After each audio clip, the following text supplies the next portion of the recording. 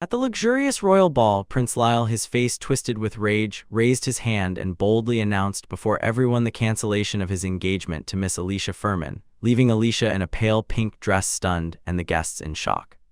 Suddenly, Princess Lucia, standing nearby, smiled as if she knew everything and praised her foolish younger brother for handling it so well.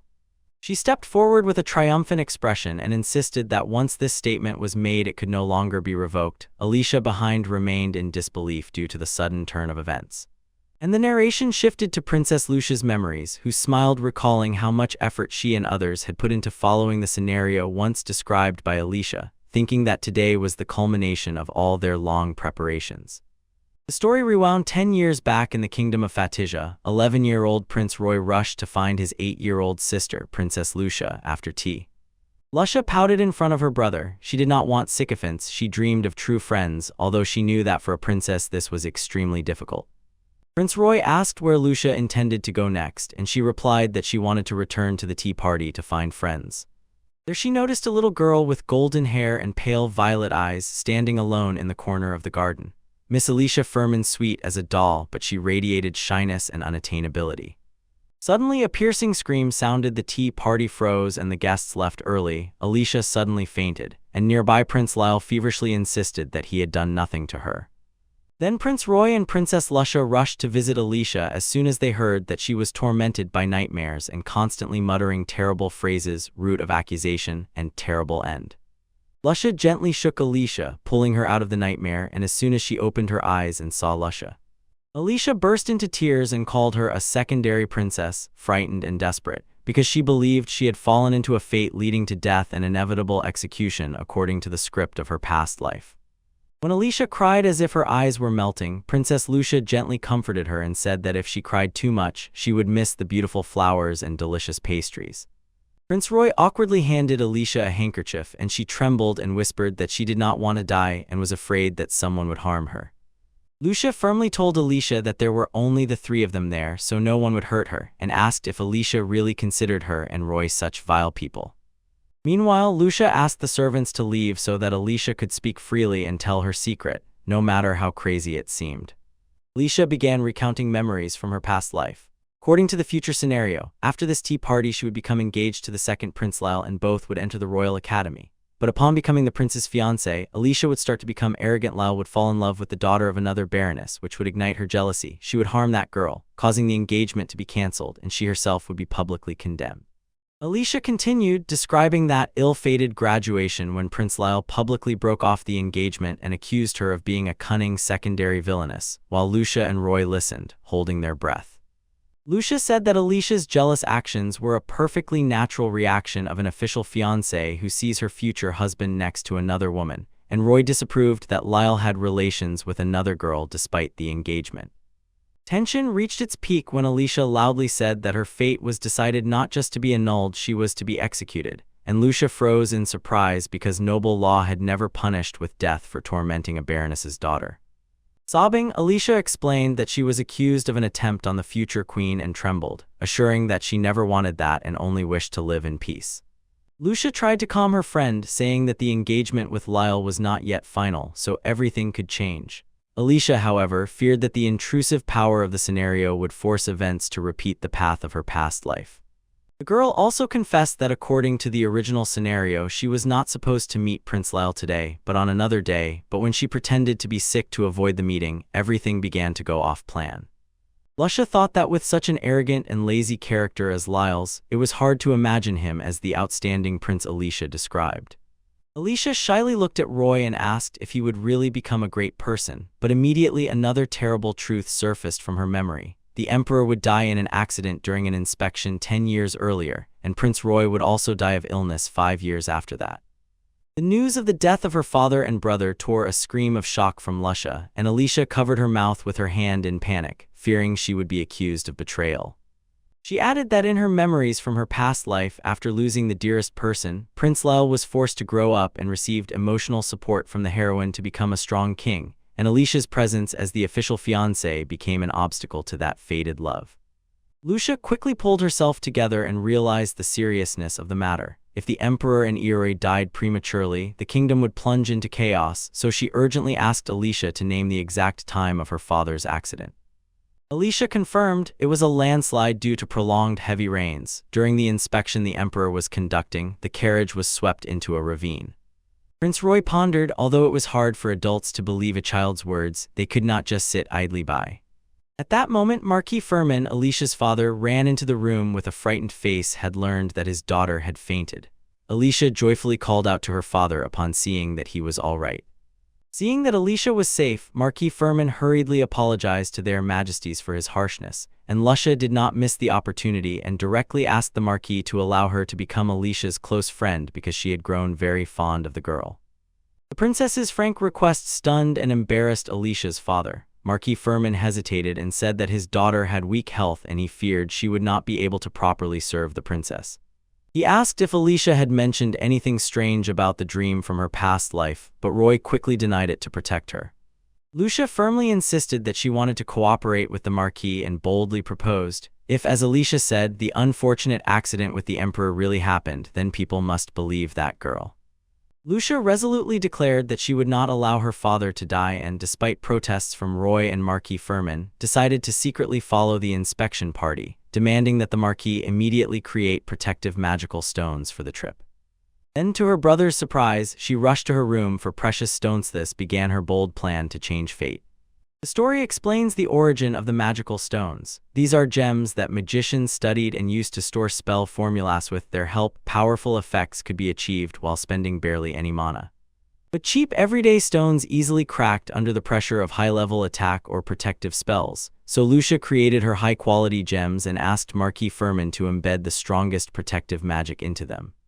Lucia took out a large precious stone, a relic of her late mother, so that the Marquis could work with it. And although he feared the stone might be damaged during the activation of magic, Lucia insisted that her mother would definitely have approved its use to save her father's life. The girl restrained her sadness and firmly said, if it can be avoided she will not use it, but if necessary it is better to sacrifice the gem than to let it lie in the box until the wedding day. Marquis Furman and Prince Roy talked about how, although the royal carriage was imbued with reinforcing magic, it could still get into an accident. Suddenly, Alicia threw in the example of the witch's cookie tin. The box itself might not break if it falls from a height, but the cookies inside would crumble from the impact. Lucia finally understood. Although the carriage seems unshakable from the outside, without internal shock absorption, those inside could die from a strong jolt. Alicia suggested filling the carriage with water so that during a fall into a ravine, the water would soften the impact, but Lucia immediately objected everyone would drown because they wouldn't be able to breathe. After the crazy idea of stuffing the carriage with soft substances like slime or gel, which would still allow breathing, Alicia left their highnesses completely amazed. They had never heard of these strange things from that world of a past life she spoke of.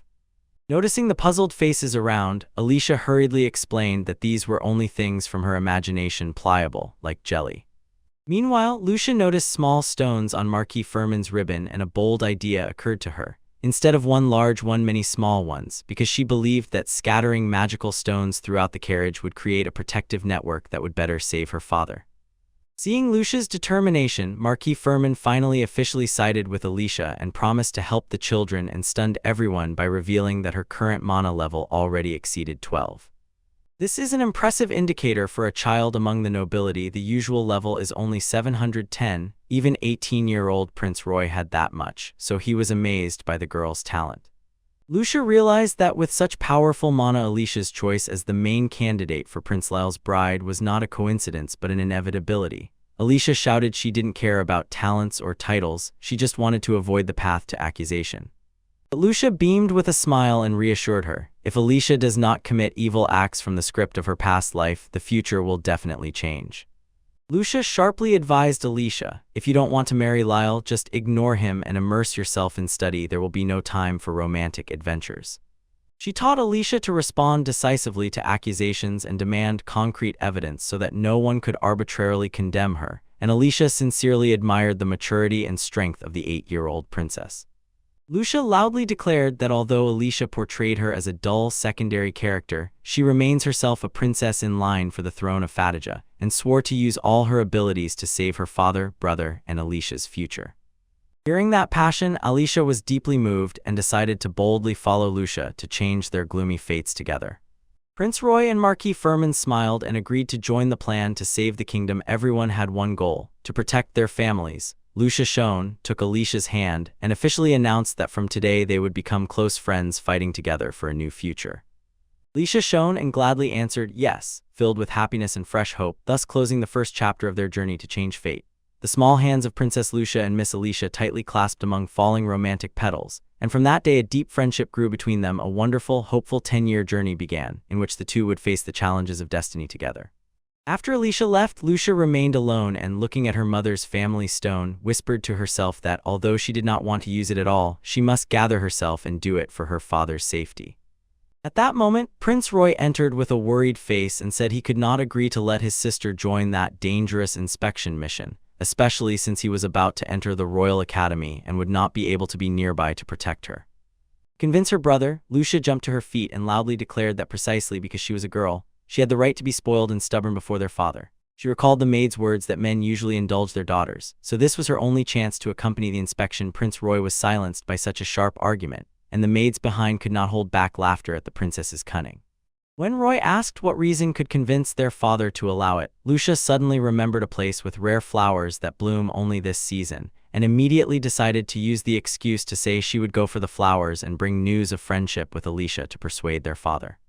Her good deeds must be done now. The spirit made Roy only helplessly sigh at his sister's excessive zeal.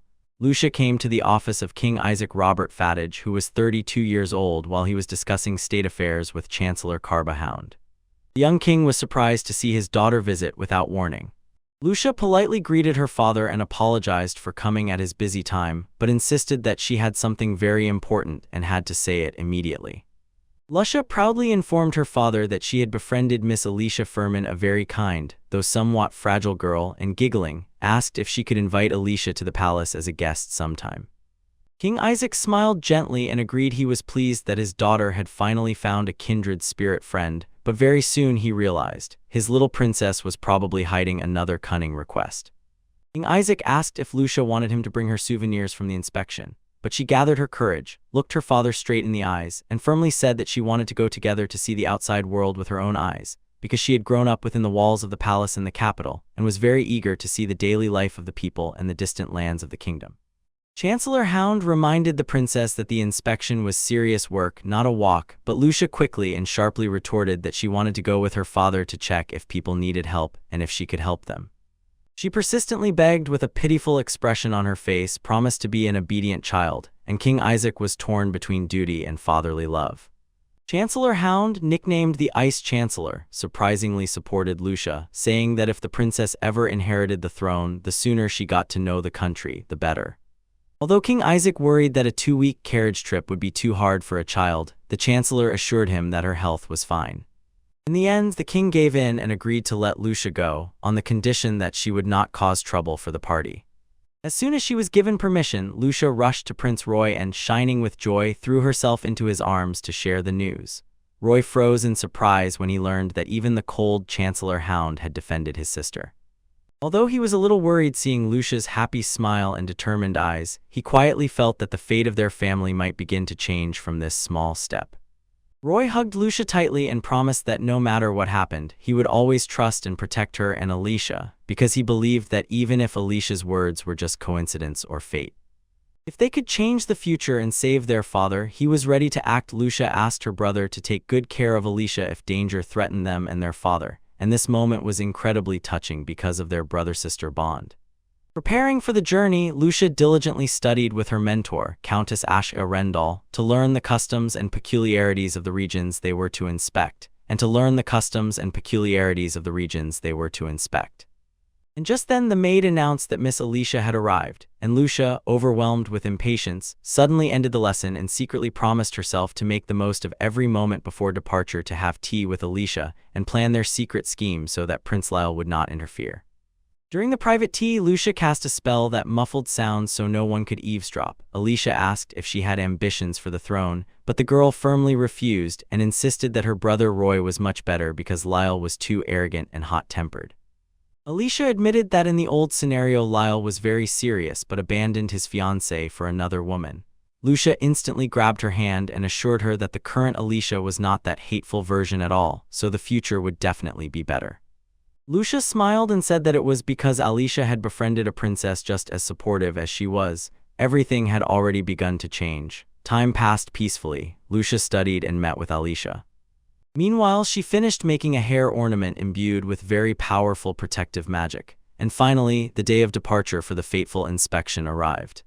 At the carriage door, Lucia was greeted by Lady Marabel, King Isaac's favorite, who was to accompany them on the road. Marabel smiled warmly and immediately calmed the girls. King Isaac teased his daughter, asking if she could stay awake during the long journey. Lucia answered confidently, and Lady Marabel laughed at their playful banter as the carriage began to roll. The 2-week inspection officially began, and Lucia, observing Lady Marabel, realized that she was very kind, although she lived separately in the palace. And on the road, Lucia proved that she was a smart and curious girl, constantly interested in people's lives and how the lands were governed. King Isaac and Lady Marabel were delighted to see that the little princess was not just traveling for fun but sincerely eager to learn and become a capable heir. During a walk, Lucia noticed that Lady Marabel was constantly pressing her stomach and turning pale, looking exhausted. The girl anxiously asked what was wrong and received a shocking answer. Marabel was pregnant. This meant that Lucia would soon have another younger brother. The unexpected joy stunned her for a moment. The appearance of new life was something completely new, and she froze with happiness, pinching her cheek to check if she was dreaming. Filled with joy at the thought of becoming an older sister, she bombarded her father and Lady Marabel with questions about the baby and even naively asked if she could come to visit the newborn after birth, which caused Marabel to smile and nod in agreement. Lucia thought that although Lyall was also a younger brother, because they did not live in the same palace, she had never truly felt what it meant to have a younger brother. Lucia enthusiastically promised to plant beautiful flowers herself and give Lady Marabel so she could relax during pregnancy. But suddenly she remembered Tutor Rendall's warning that some flowers have too strong a scent or substances harmful to pregnant women, so she decided to carefully consult with the gardeners. And nearby, King Isaac looked at his daughter with a deep gaze, impressed that she noticed small but very important details affecting others' health. Lucia awkwardly apologized to her father for not remembering the exact names of the flowers to avoid because she had not brought a guidebook. King Isaac fell silent and looked thoughtfully as his daughter and Lady Marabel walked ahead, and the visit continuatia parties were held in towns, and at balls they met local lords. The schedule was so packed that she felt dizzy, but she continued to shine because she knew each step brought them closer to the real test. Although Lady Marabel's pregnancy was stable, the exhausting schedule of inspections still made her noticeably tired. Lucia sat in the carriage and quietly understood why her father worried that she might not endure the trip. Except for short rest stops, they always had to maintain royal composure in front of people, and seeing Marabel dozing next to King Isaac, Lucia admired how she tried her best to smile gently beside him. Suddenly, King Isaac asked Lucia what she felt after visiting so many lands, and Lucia frankly replied that all the places they showed her seemed beautiful and majestic. When the king asked why she thought so, Lucia explained. Every time she tried to go deeper into certain areas, the guides stopped her and said, "Do not go further," and then she realized there are ugly corners that local officials do not want the royal family to see. King Isaac confirmed Lucia's suspicion. Those secret places were indeed poor slums, and he explained that rulers often showcase only wealth to appear as if they govern well and do not need help. Lucia found this strange because if they revealed the truth, the kingdom could help and find jobs for the poor. The king smiled thoughtfully at this naive but so responsible idea of his daughter, and then announced that their last stop would be a flower field that Lucia had dreamed of seeing for so long. As soon as she stepped down from the carriage, Lucia held her breath before the dazzling beauty of the wide flower field, full of varieties she had never seen in the palace. The local gardener and his wife warmly welcomed the princess and invited her to pick flowers to take home. Lucia asked with keen interest about different flowers, and then unexpectedly inquired which scents could harm the health of pregnant women. The gardeners froze in surprise for a moment. The gardener explained that many herbs such as jasmine, lavender, rosemary, or mint can cause irritation or are not suitable for pregnant women if used incorrectly. Lucia listened attentively and took notes because she did not want to accidentally give Lady Marabel something harmful. She asked the gardener to prepare flowers with a fresh, gentle scent of lemon or bitter orange so that the expectant mother could relax, and also ordered pots with plants protected by charms so they would stay fresh longer and she could care for them herself in the palace. After choosing the flowers, Lucia helped Lady Marabel sit on a bench and gently asked how she was feeling. Marabel was touched by the princess's warm care and admitted that sometimes she felt a bit selfish insisting on joining the inspection group while pregnant. Lucia gently comforted her with sincere words, and between them a very intimate and sweet atmosphere arose. Lucia returned to the gardener and asked to show the beds with medicinal herbs. She remembered Alicia's warning about a pandemic that was to break out in 5 years. The gardener was surprised that the little princess was interested in herbs and led her to a modest garden. Lucia froze. The medicinal herb beds were so small next to the bright flower field, and she realized if a real pandemic comes, the medicine supplies will undoubtedly be in a critical state. The gardener explained, flowers bring great income and are bought daily for decoration, so they are planted first, while medicinal herbs are taken only when people are sick. Demand for them is almost non-existent, and only the rich can afford treatment or medicine. Lucia felt a sharp sadness at the thought that the poor would be the first to suffer when the disease spreads, and she began to nurture a determination to immediately do something to change the production of medicines in the kingdom. On the way back to the capital after a successful inspection, King Isaac noticed that Lucia was deep in thought and asked what troubled her about the herbs, and she frankly said, "Gardeners are not interested in medicinal plants because few buy them, and she fears that if an infection spreads, the poor will be the first to die due to a lack of medicine. Then the middle class and later even the nobility would not be able to avoid disaster if medicines become scarce and are appropriated by the rich and influential." Lucia, with a sparkle in her eyes, proposed a bold plan to her father. Let the kingdom already use tax money to buy and massively stockpile dried medicinal herbs because they last longer than flowers, and the royal guarantee of sales will encourage people to expand their cultivation. At the same time, this plan would give work to the poor and people from the slums, allow them to engage in cultivation and processing, and launch a sustainable economic cycle that will prepare for future crises. When the inspection group moved through a narrow, dangerous pass, the ground suddenly shook violently, and Lucia shuddered, realizing that the carriage was tilting and freely flying down the cliff just as Alicia had warned. The crack of breaking and the roar of falling cut through the air, and she was overcome by overwhelming panic, and the world spun around. The royal carriage rushed down the steep rocky slope amid sharp jolts and piercing screams of Lady Marabel. King Isaac desperately reached out to protect his daughter, but everything happened too fast. The carriage was thrown off the path and disappeared in a blinding cloud of dust from the terrible landslide. In the deadly moment when the carriage was about to be crushed over the abyss, Lucia gritted her teeth and vowed not to let her father and Lady Marabel die here.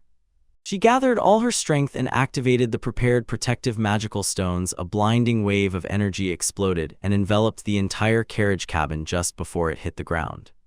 A loud explosion sounded and a dense veil of dust covered the crash site. Inside the wreckage, although the carriage had overturned, it retained its main structure thanks to the magical cushion surrounding it. Lucia slowly regained consciousness in the arms of her father and Lady Marabel, quietly whispered if it was all over, while magical bubbles flickered around them, preventing them from being crushed by earth and stones. King Isaac assured Lucia and Marabel that he was fine, but noticed a strange thing: he could not use magic to escape. Marabel was equally shocked, and Lucia realized that the situation was extremely serious. The girl quickly pulled out a glowing magical stone and lit it so that the three could see the cramped, debris-strewn space inside the carriage. Lucia realized that the slime magic she created really absorbed blows and allowed breathing under a heavy layer of earth and stone, but King Isaac found out that a very powerful spell was woven around them from above, which prevented them from using their own magic. Lucia suggested crawling through the broken window to try to break the seal, but Marabel firmly opposed. She was afraid that the earth outside would collapse again. King Isaac asked Lucia how long the protective magic would last, but she did not know she was performing such a complex ritual for the first time, and quietly suspected that the landslide was not accidental, that someone had definitely arranged it to kill her father. When she was already daring to risk going outside, a familiar voice called the king's name from above the debris, and this alarmed everyone. Sir Ricardo Hughes, captain of the knights, appeared and, seeing the light among the rubble, anxiously asked about the king. King Isaac confirmed that they were safe thanks to Lucia's magic, but told Hughes that they were all under a magical seal. Hughes froze in surprise, seeing a strange, water-like field surrounding the carriage that saved the royal family. He secretly admired how the little princess could create a miracle that no one had ever seen before. Lucia awkwardly explained that it was her slime magic, and this confused Hughes and King Isaac. Hughes realized that the magic from the ceiling worked over a long distance, and that whoever did it must have hidden anti-magic stones in clothing or around the carriage. King Isaac ordered Lucia not to let go of the magical pillow while Hughes cleared the earth and stones to pull them out. Lucia panicked and asked her father how they could remove the debris so that it would not collapse again. The tension made her glowing magic tremble and become unstable, and just as she was about to lose self-control from fear, the light went out. Lady Marabel gently covered Lucia's eyes and quietly asked her to calm down. The warmth of her touch returned the focus Lucia needed to maintain the protective right for the family.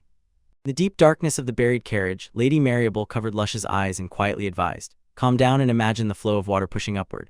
Lucia whispered these words, recalling the tea at Alicia's where she showed her a soft, pliable mass and insisted that it was slime with amazing elasticity. If you pour all the magic into it, it can grow many times and protect people in trouble. Welcome to the present. King Isaac and Lady Marabel suddenly noticed that the slime magic around the carriage above had folded into a slightly pointed cone, and they thought, if Lucia can concentrate and push that tip through the ground right to the surface, it will be the perfect rescue signal for the teams searching above. After a moment on the edge of life and death, Lucia was still dizzy when bright light flooded the debris. King Isaac gently ran his hand over her head and praised her for handling it so well, and Marabel came over, hugged Lucia, and said the girl was truly talented. In his soul, King Isaac bitterly regretted placing the burden of protecting the family on such tiny shoulders of a child. Thanks to the efforts of Hughes and the rescuers, the royal family finally broke free from under the rubble. But their brief relief was shattered when a scout ran in panic and shouted that many members of the reconnaissance group had disappeared without a trace. King Isaac was stunned to learn that almost a third of the people were missing, and Marabel anxiously wondered if everyone had not panicked and fled upon seeing the buried carriage. Hughes reported that small search groups found no trace of the missing within sight, and King Isaac, thinking that his night squad was not trained to flee in such panic, decided to temporarily stop the squad to count human losses and lost cargo, while Marabel took Lucia to rest and recover after the terrible journey. While everyone was cleaning up, Lucia suddenly realized, if she had expected this, she would have taken more field equipment and food. King Isaac approached and asked to see the magic stone on her hairpin. He used his appraisal skill to examine the enchantment inside and was stunned. It was the work of Marquis Furman, but it was in Lucia's hands. Lucia enthusiastically explained that Alicia had proposed this idea slime magic after hearing about summer water shortages in the flower garden, and added that Marquis Furman secretly embedded a rescue spell in the stone, which caused King Isaac and Hughes to be simultaneously surprised and smile at the thought that the Marquis had prepared truly sturdy equipment for the child. Meanwhile, the king hoped that the Marquis would soon bring reinforcements, guided by the stone's signal. Isaac gently stroked Lucia's head and said he believed the stone also had healing magic because the wounded miraculously were only slightly hurt, then asked if Lucia had ever measured Herman or tested its properties. Lucia cheerfully replied that she only planned to do this in the temple, following all procedures, so King Isaac immediately appraised his daughter and, stunned, exclaimed, "So that's how it is." Suddenly King Isaac smiled and, to Lucia's surprise, lifted her high above his head, sincerely congratulated her, calling Lucia the greatest heroine of the journey, and saying that it was the encounter with mortal danger that most vividly awakened the hidden energy within her. With eyes full of proud amazement, King Isaac revealed to Lucia that she possessed the holy attribute, a rare and extraordinarily noble power. Lucia repeated the words in surprise, and her father firmly confirmed that she was fully worthy to become the holy maiden of the kingdom. The story enthusiastically explained the power of the holy attribute, divine energy that cleanses magical creatures from corruption, heals people and animals, and even restores dried lands to life, but usually its bearers become temple servants with limited powers. But for a member of the royal family with a huge reserve of mana, like Lucia, it would be an honor. She would be revered as a sacred maiden or sacred guardian, the highest symbol that appears only during great calamities. In peaceful times, this power is rather honorary, but people love her madly. Suddenly, Lucia remembered how Alicia said that in the old text the Holy Maiden was the main heroine, and she worried that because of this her life would become very complicated. Although she was third in the line of succession, the title of Holy Maiden could forcibly raise her to first place and completely destroy her dream of a quiet, carefree life. Lucia plunged into thoughts about her mother. She was from a count's family and was not at all drawn to power.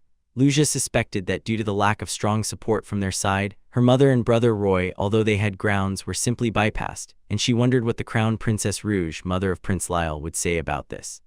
She silently decided not to show her sacred trait because she was afraid that she would be drawn into a power struggle, but sharply returned to reality when King Isaac lifted her and asked how she was.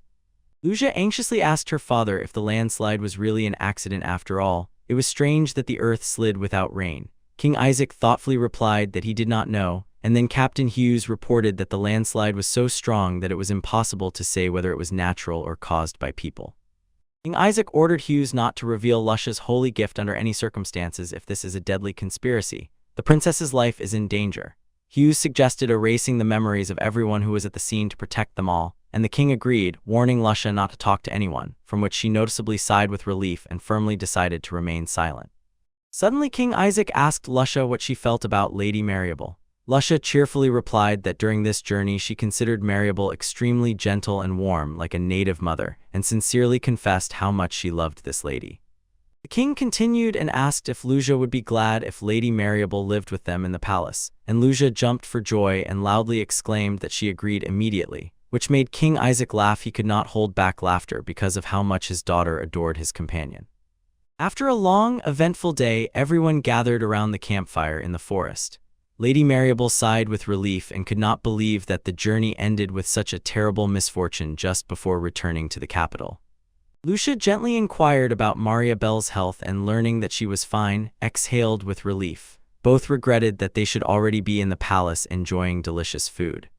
Suddenly, Lucia pulled a huge cake out of a magical box and eagerly invited everyone to help themselves. Marabel asked in surprise if it was a souvenir gift for Prince Roy.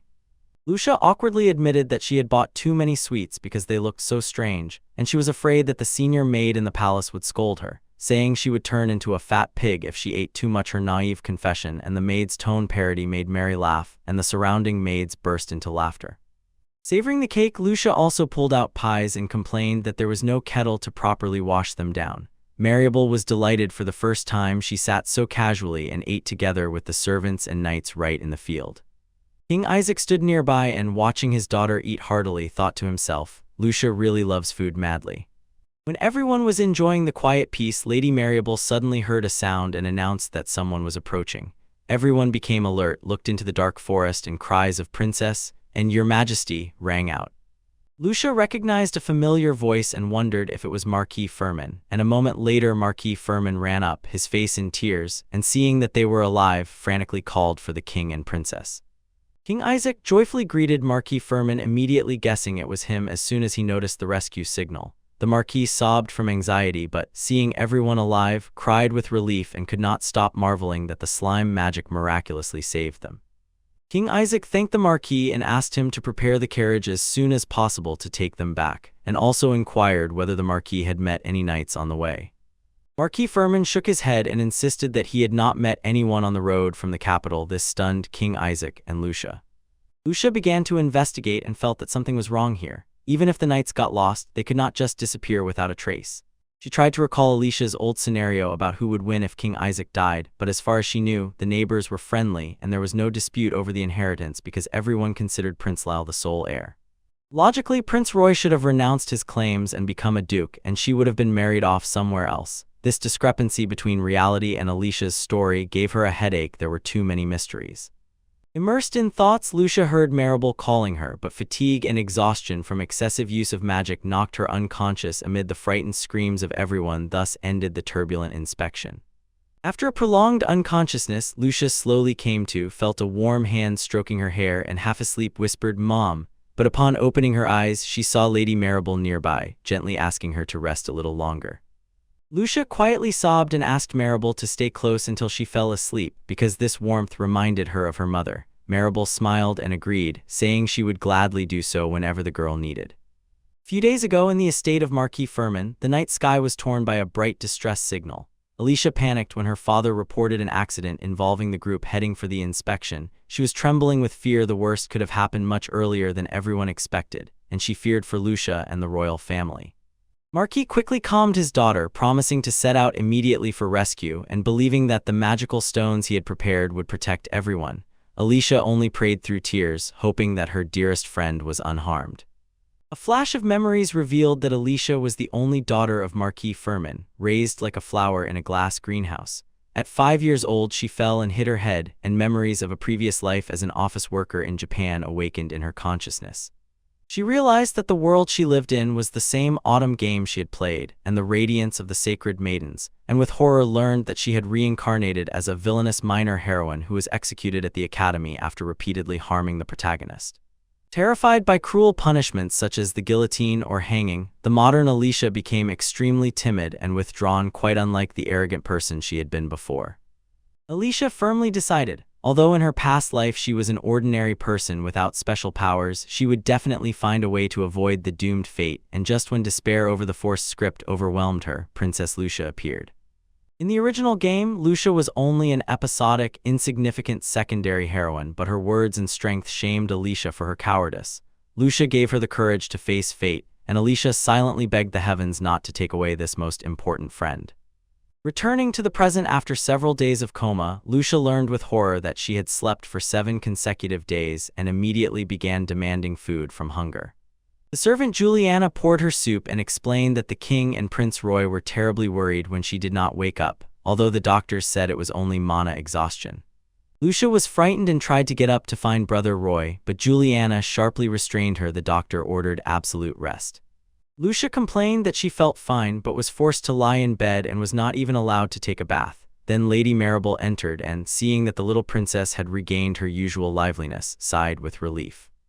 Lady Marabel happily announced that she would soon move in. She would officially become Lucia's magic teacher. Lucia beamed with happiness because studying with someone she adored was a dream, but worried about Marabel's health due to pregnancy. Marabel winked conspiratorially and said that since Lucia had to hide her holy nature, she was the best fit to guide the girl at this stage. But just as joy filled the room, Prince Roy burst in with panic on his face, shouting Lucia's name, followed by Alicia sobbing uncontrollably, and Marabel was left alone. Marabella and Lucia froze in shock, not understanding what had happened.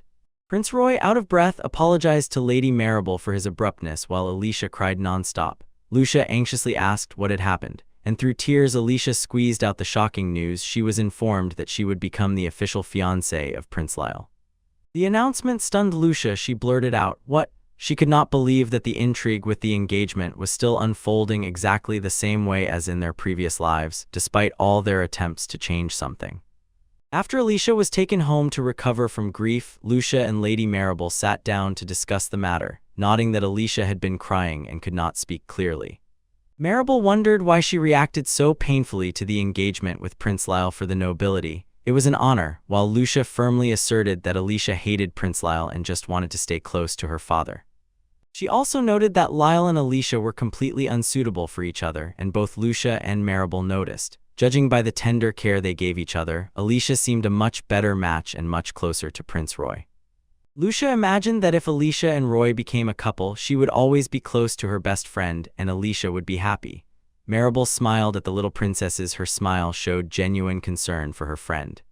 The next day, King Isaac visited his daughter to present her with an award for saving everyone's lives during the journey. Seizing the golden opportunity, Lucia boldly asked her father to cancel Alicia's engagement to Prince Lyall, and King Isaac was stunned and embarrassed, not understanding why the reward for his daughter should mean breaking someone's marriage. With a firm, pleading face, Lucia begged that Alicia not be taken away after the engagement. She would have to attend lessons to become a princess, and they would no longer have time to play together.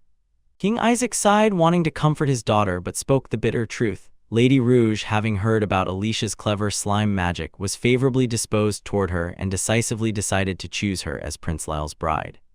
Just as the conversation stalled, the door suddenly burst open and the angry shout of the father was heard. Second Prince Lyall entered with a sour face and loudly declared that he would never marry a woman like Alicia.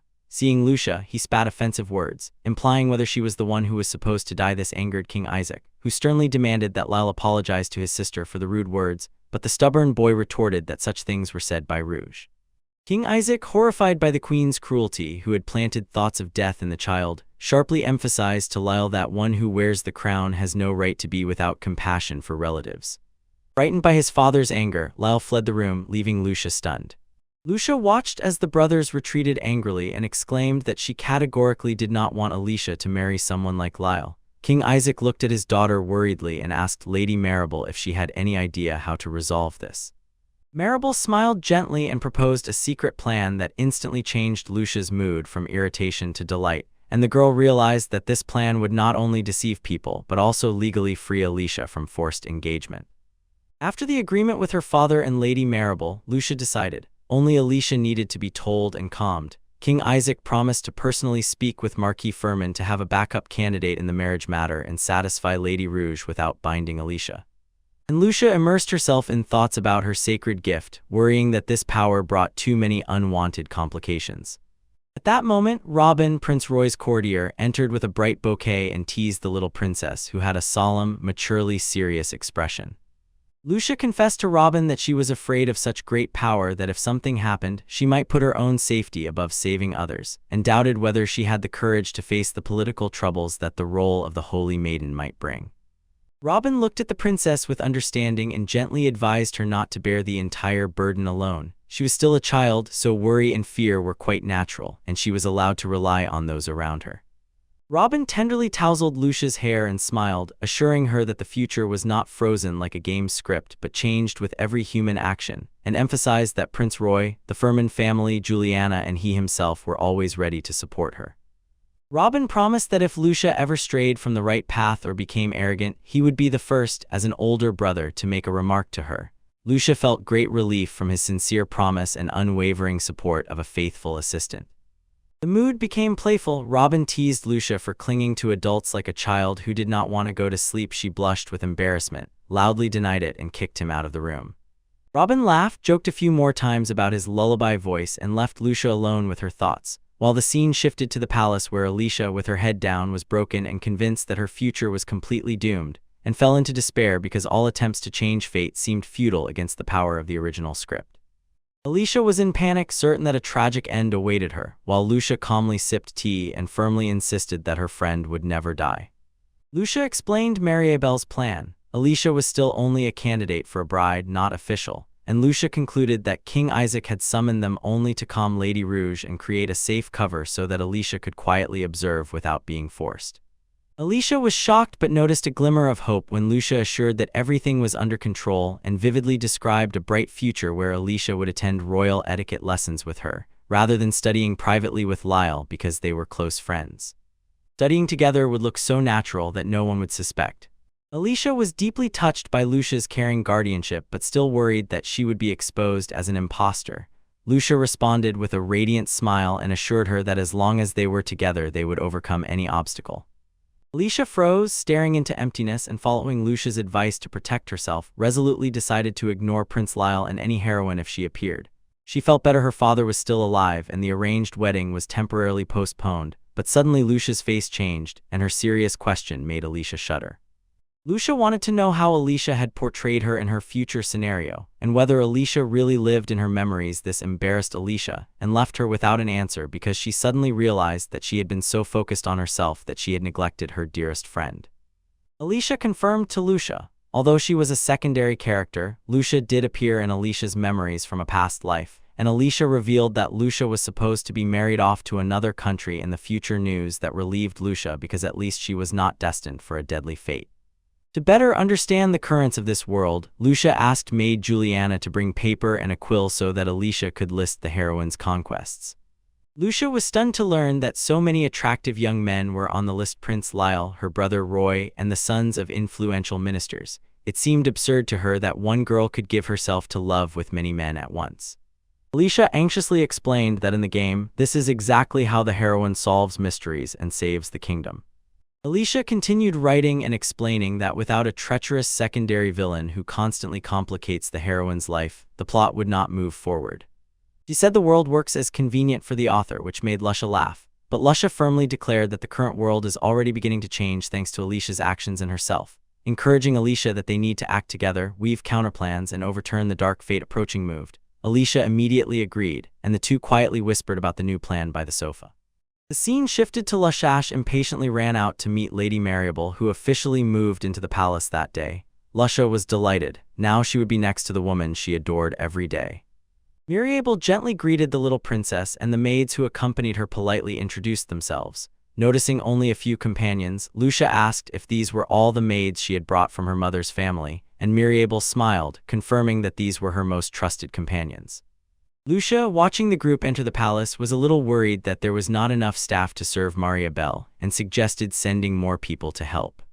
Marabel tactfully declined, saying her maids were diligent and no extra hands were needed, allowing Lucia to use them when necessary. Girls began to consider her refined and independent, but Lucia could not shake the anxiety whether that number was enough for a pregnant woman, and only Marabel's confident smile gradually calmed her.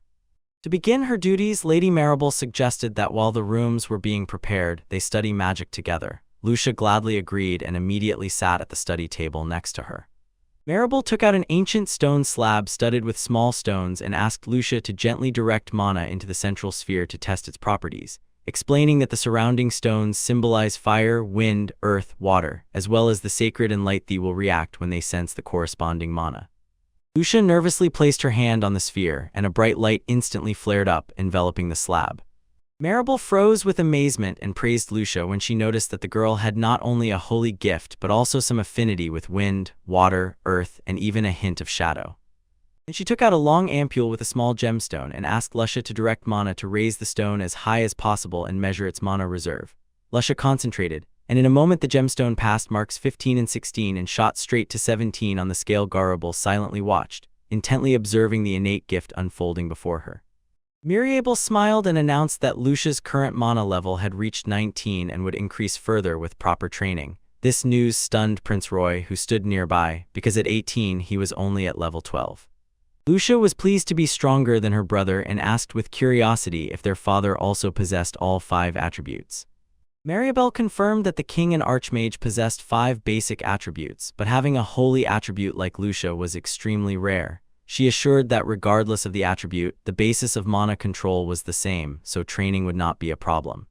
Lucia realized that besides the gods and the heroine from Alicia's memory, she seemed to be the only one with this holy attribute, and Marabel seriously reminded her that it was precisely because of this uniqueness that she must study even harder to protect not only herself but also the kingdom.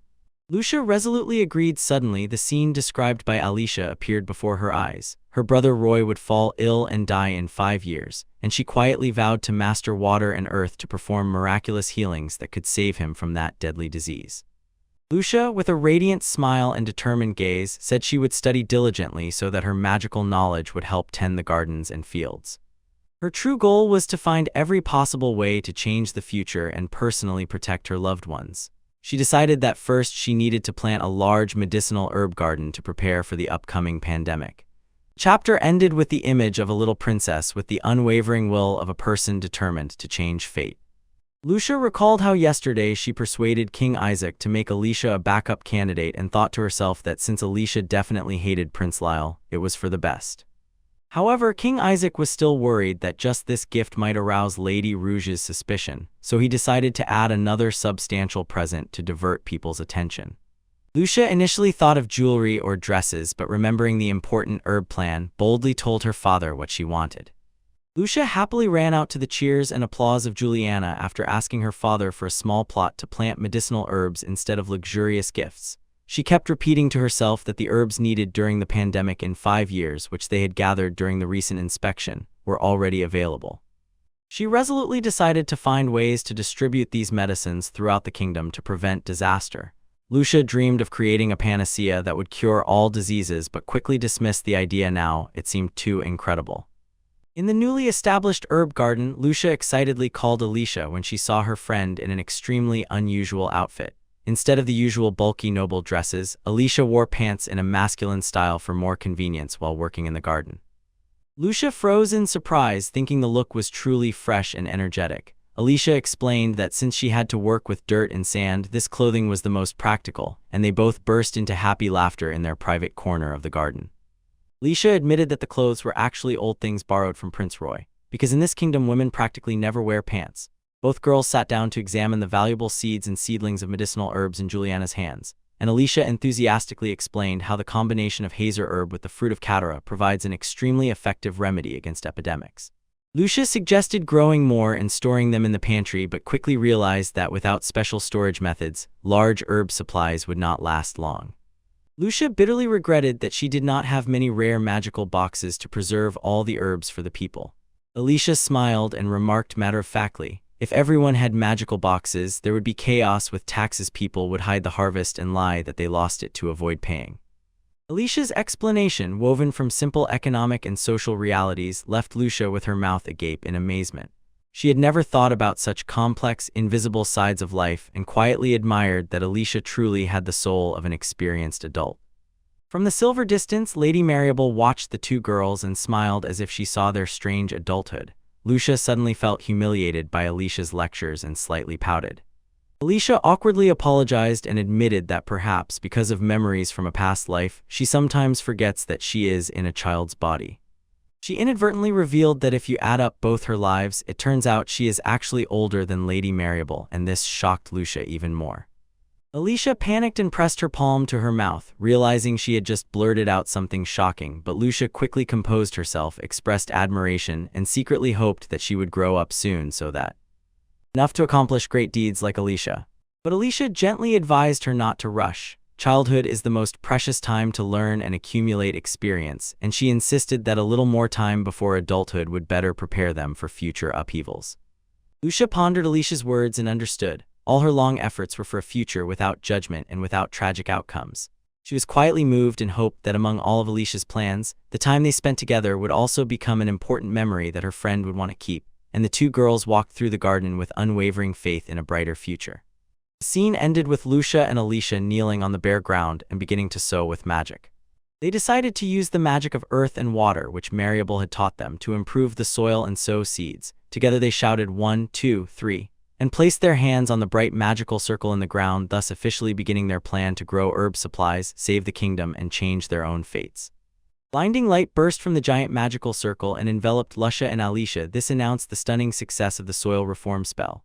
Lucia stood, frozen with admiration, watching as the once barren land trembled and instantly became fertile, and she could not help but marvel at how convenient magic is, which so quickly transforms such large areas. Alicia also froze in shock, looking at the result and thinking that this is the amazing power of a person with incredible mana. Immediately from afar came a desperate cry, "Princess!" Belle, the gardener and head of the herb garden at the palace, ran out to Lucia with a pale face and, gasping, asked fearfully if the princess was unharmed by performing such a large-scale spell, because Belle was afraid she might have been monodrained and therefore would have a headache. He felt dizzy, nauseous, and kept asking her to be careful. Lucia laughed joyfully and jumped up to prove that she was fine, also assuring him that Alicia was unharmed. Belle buried her face in her hands and sighed helplessly at the mischief of the two girls. Lucia rubbed her temples and remembered that last time she really had a headache, but this time she felt completely fine. Interested, she asked Belle if an excess of mana could cause problems while working in the field. Belle, embarrassed, explained that for ordinary people creating such fertile land is unthinkable. He claimed that with the amount of mana Lucia had, she could instantly turn a vast expanse of land into fields. Alicia, who stood nearby and had just measured her mana, nodded in confirmation, which impressed Belle even more. The little princess had limitless potential.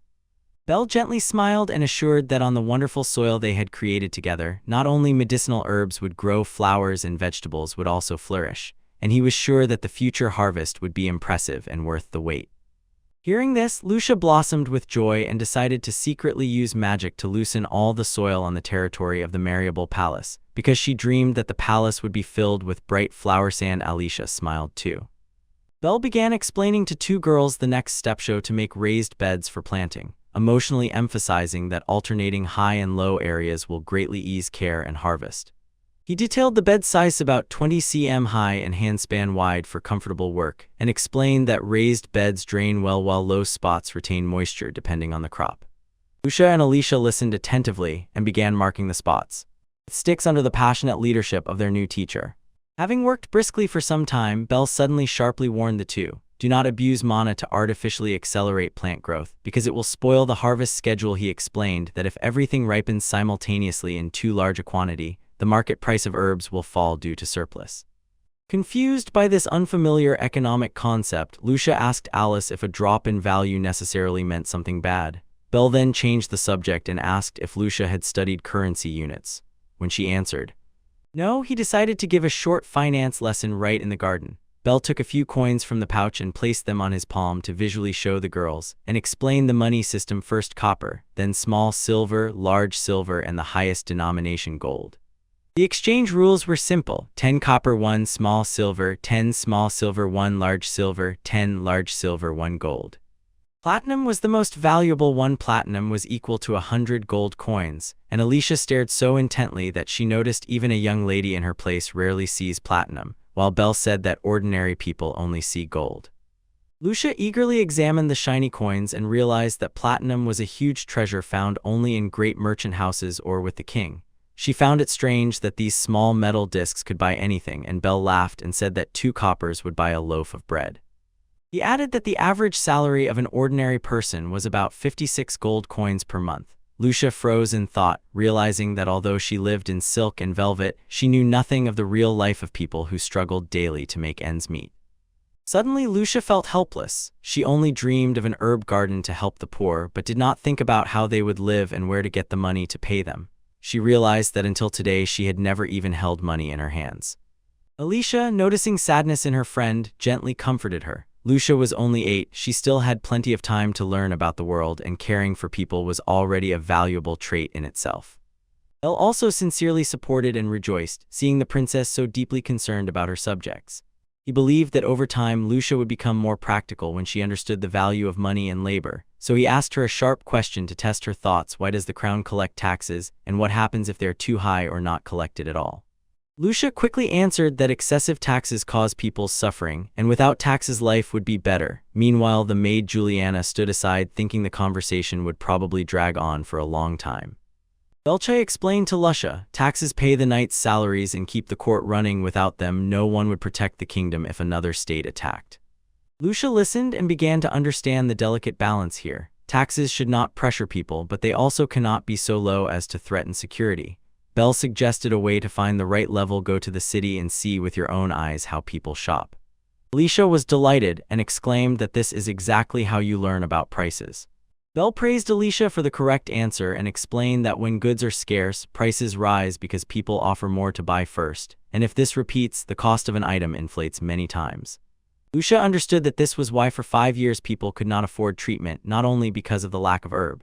Belle confirmed that once Lucia understands currency fluctuations, she will be able to notice where people are struggling, and the crown will be able to provide timely assistance, emphasizing that the desire to learn about the world is a necessary beginning for a princess. Lucia beamed and sincerely thanked Alicia and Belle for patiently explaining and comforting her. She was incredibly pleased to have such caring friends attentive to her feelings. Belle noticed that the mood lightened and suggested everyone return to the main task: preparing the beds for sewing. The group eagerly got to work, and Alicia's magic made everything smooth and joyful. Belle was deeply impressed when he saw how the large garden beds were instantly completed without any magic stones, and admired the innate power of the royal and noble. Lucia asked with interest how many days after sowing the seeds would sprout, and Belle replied that the earliest was 3 to 4 days, and the latest sprouts would appear within 10 days. He added that not all seeds germinate 100, usually about 80, and this thought sparked such excitement and impatience in Lucia to see the green shoots for the first time. Belle further explained that thinning should be done after sprouting, removing weaker shoots so that nutrients go to the strongest plants. Lucia was deeply saddened to hear this because she wanted every shoot to survive and grow strong. Maid Juliana, standing nearby, also noted this task would take a lot of time and advised Lucia to be ready to rest. Although it seemed wasteful, Lucia understood this was a necessary cultivation rule to get the highest quality herbs, so she quietly hoped the shoots would grow on their own and she would not have to pull them out. Suddenly, Juliana wildly pointed to the ground and asked what was happening, and Lucia and the others looked down and, stunned, saw how lush green sprouts burst from the soil just seconds after sowing. In the garden, a choral singing of Poco Poco sounded as a crowd of grass sprouts exploded upward in a wild surge, and the group simply could not believe their eyes. It was a strange phenomenon that exceeded all expectations, even of the experienced gardener named Belle. Lucia, confused, asked Belle if ordinary grasses ever sprout so alarmingly fast. Belle trembled and replied that in his entire career he had never seen anything like it. Lucia was worried. She was sure she had only used basic magical techniques from Marabel and was tormented by the thought of whether the power of the holy attribute within her had accidentally influenced the growth, accelerating the development of plants abnormally. Belle watched the sprouts grow as if blown by the wind and decided that at this rate they would be gigantic by tomorrow, fearing that such rapid sprouting would undermine market value, so he said to check the weather. Have these grasses changed, or do they have different properties than usual? Alicia suggested a solution. Lucia could use her magical box and immediately collect and preserve all these grasses so as not to lose their quality, and Lucia nodded it was the only way to handle the huge future harvest without disturbing life outside. Just as the group was heatedly discussing this, Alicia suddenly turned pale and trembled, calling Lucia in horror. Lucia flinched, asked what was wrong, and noticed someone approaching their plot. Belle and Juliana instantly became alert and looked toward the forest as two figures ran up to them. Lucia squinted and saw that the one in front was not Prince Lyall, and she became very curious about who these uninvited guests were. Two teenagers ran in, excited. Alicia, trembling, showed that it was Lin, captain of the Night Watch and Enchant, son of the royal archmage. Lucia instantly recognized them from Alicia's memories as the two main suitors of the heroine, and their unexpected appearance filled the herb garden with tension and new unknowns.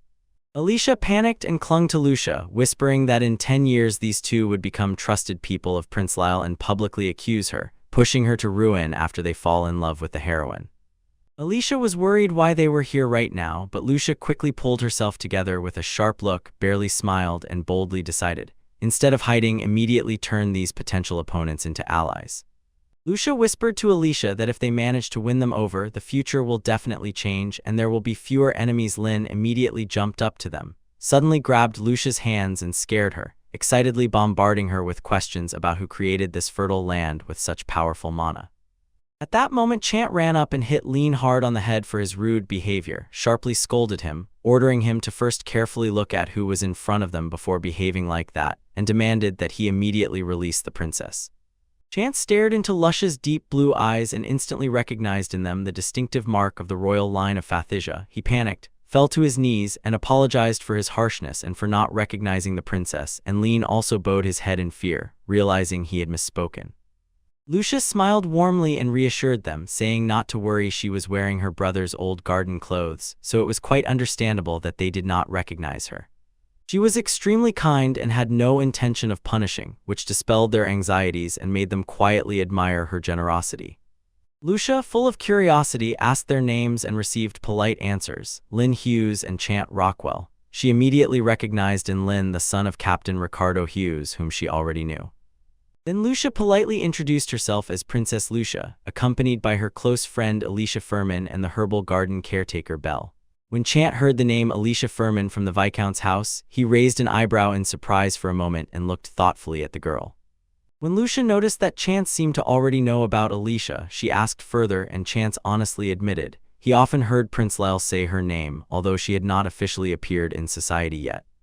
Alicia felt uncomfortable and mentally decided that Lyall was probably speaking badly about her. Looking at Chant's face, she realized that his attitude toward her remained cold and distant, and she assumed that Lyall had planted bad thoughts about her and their friends.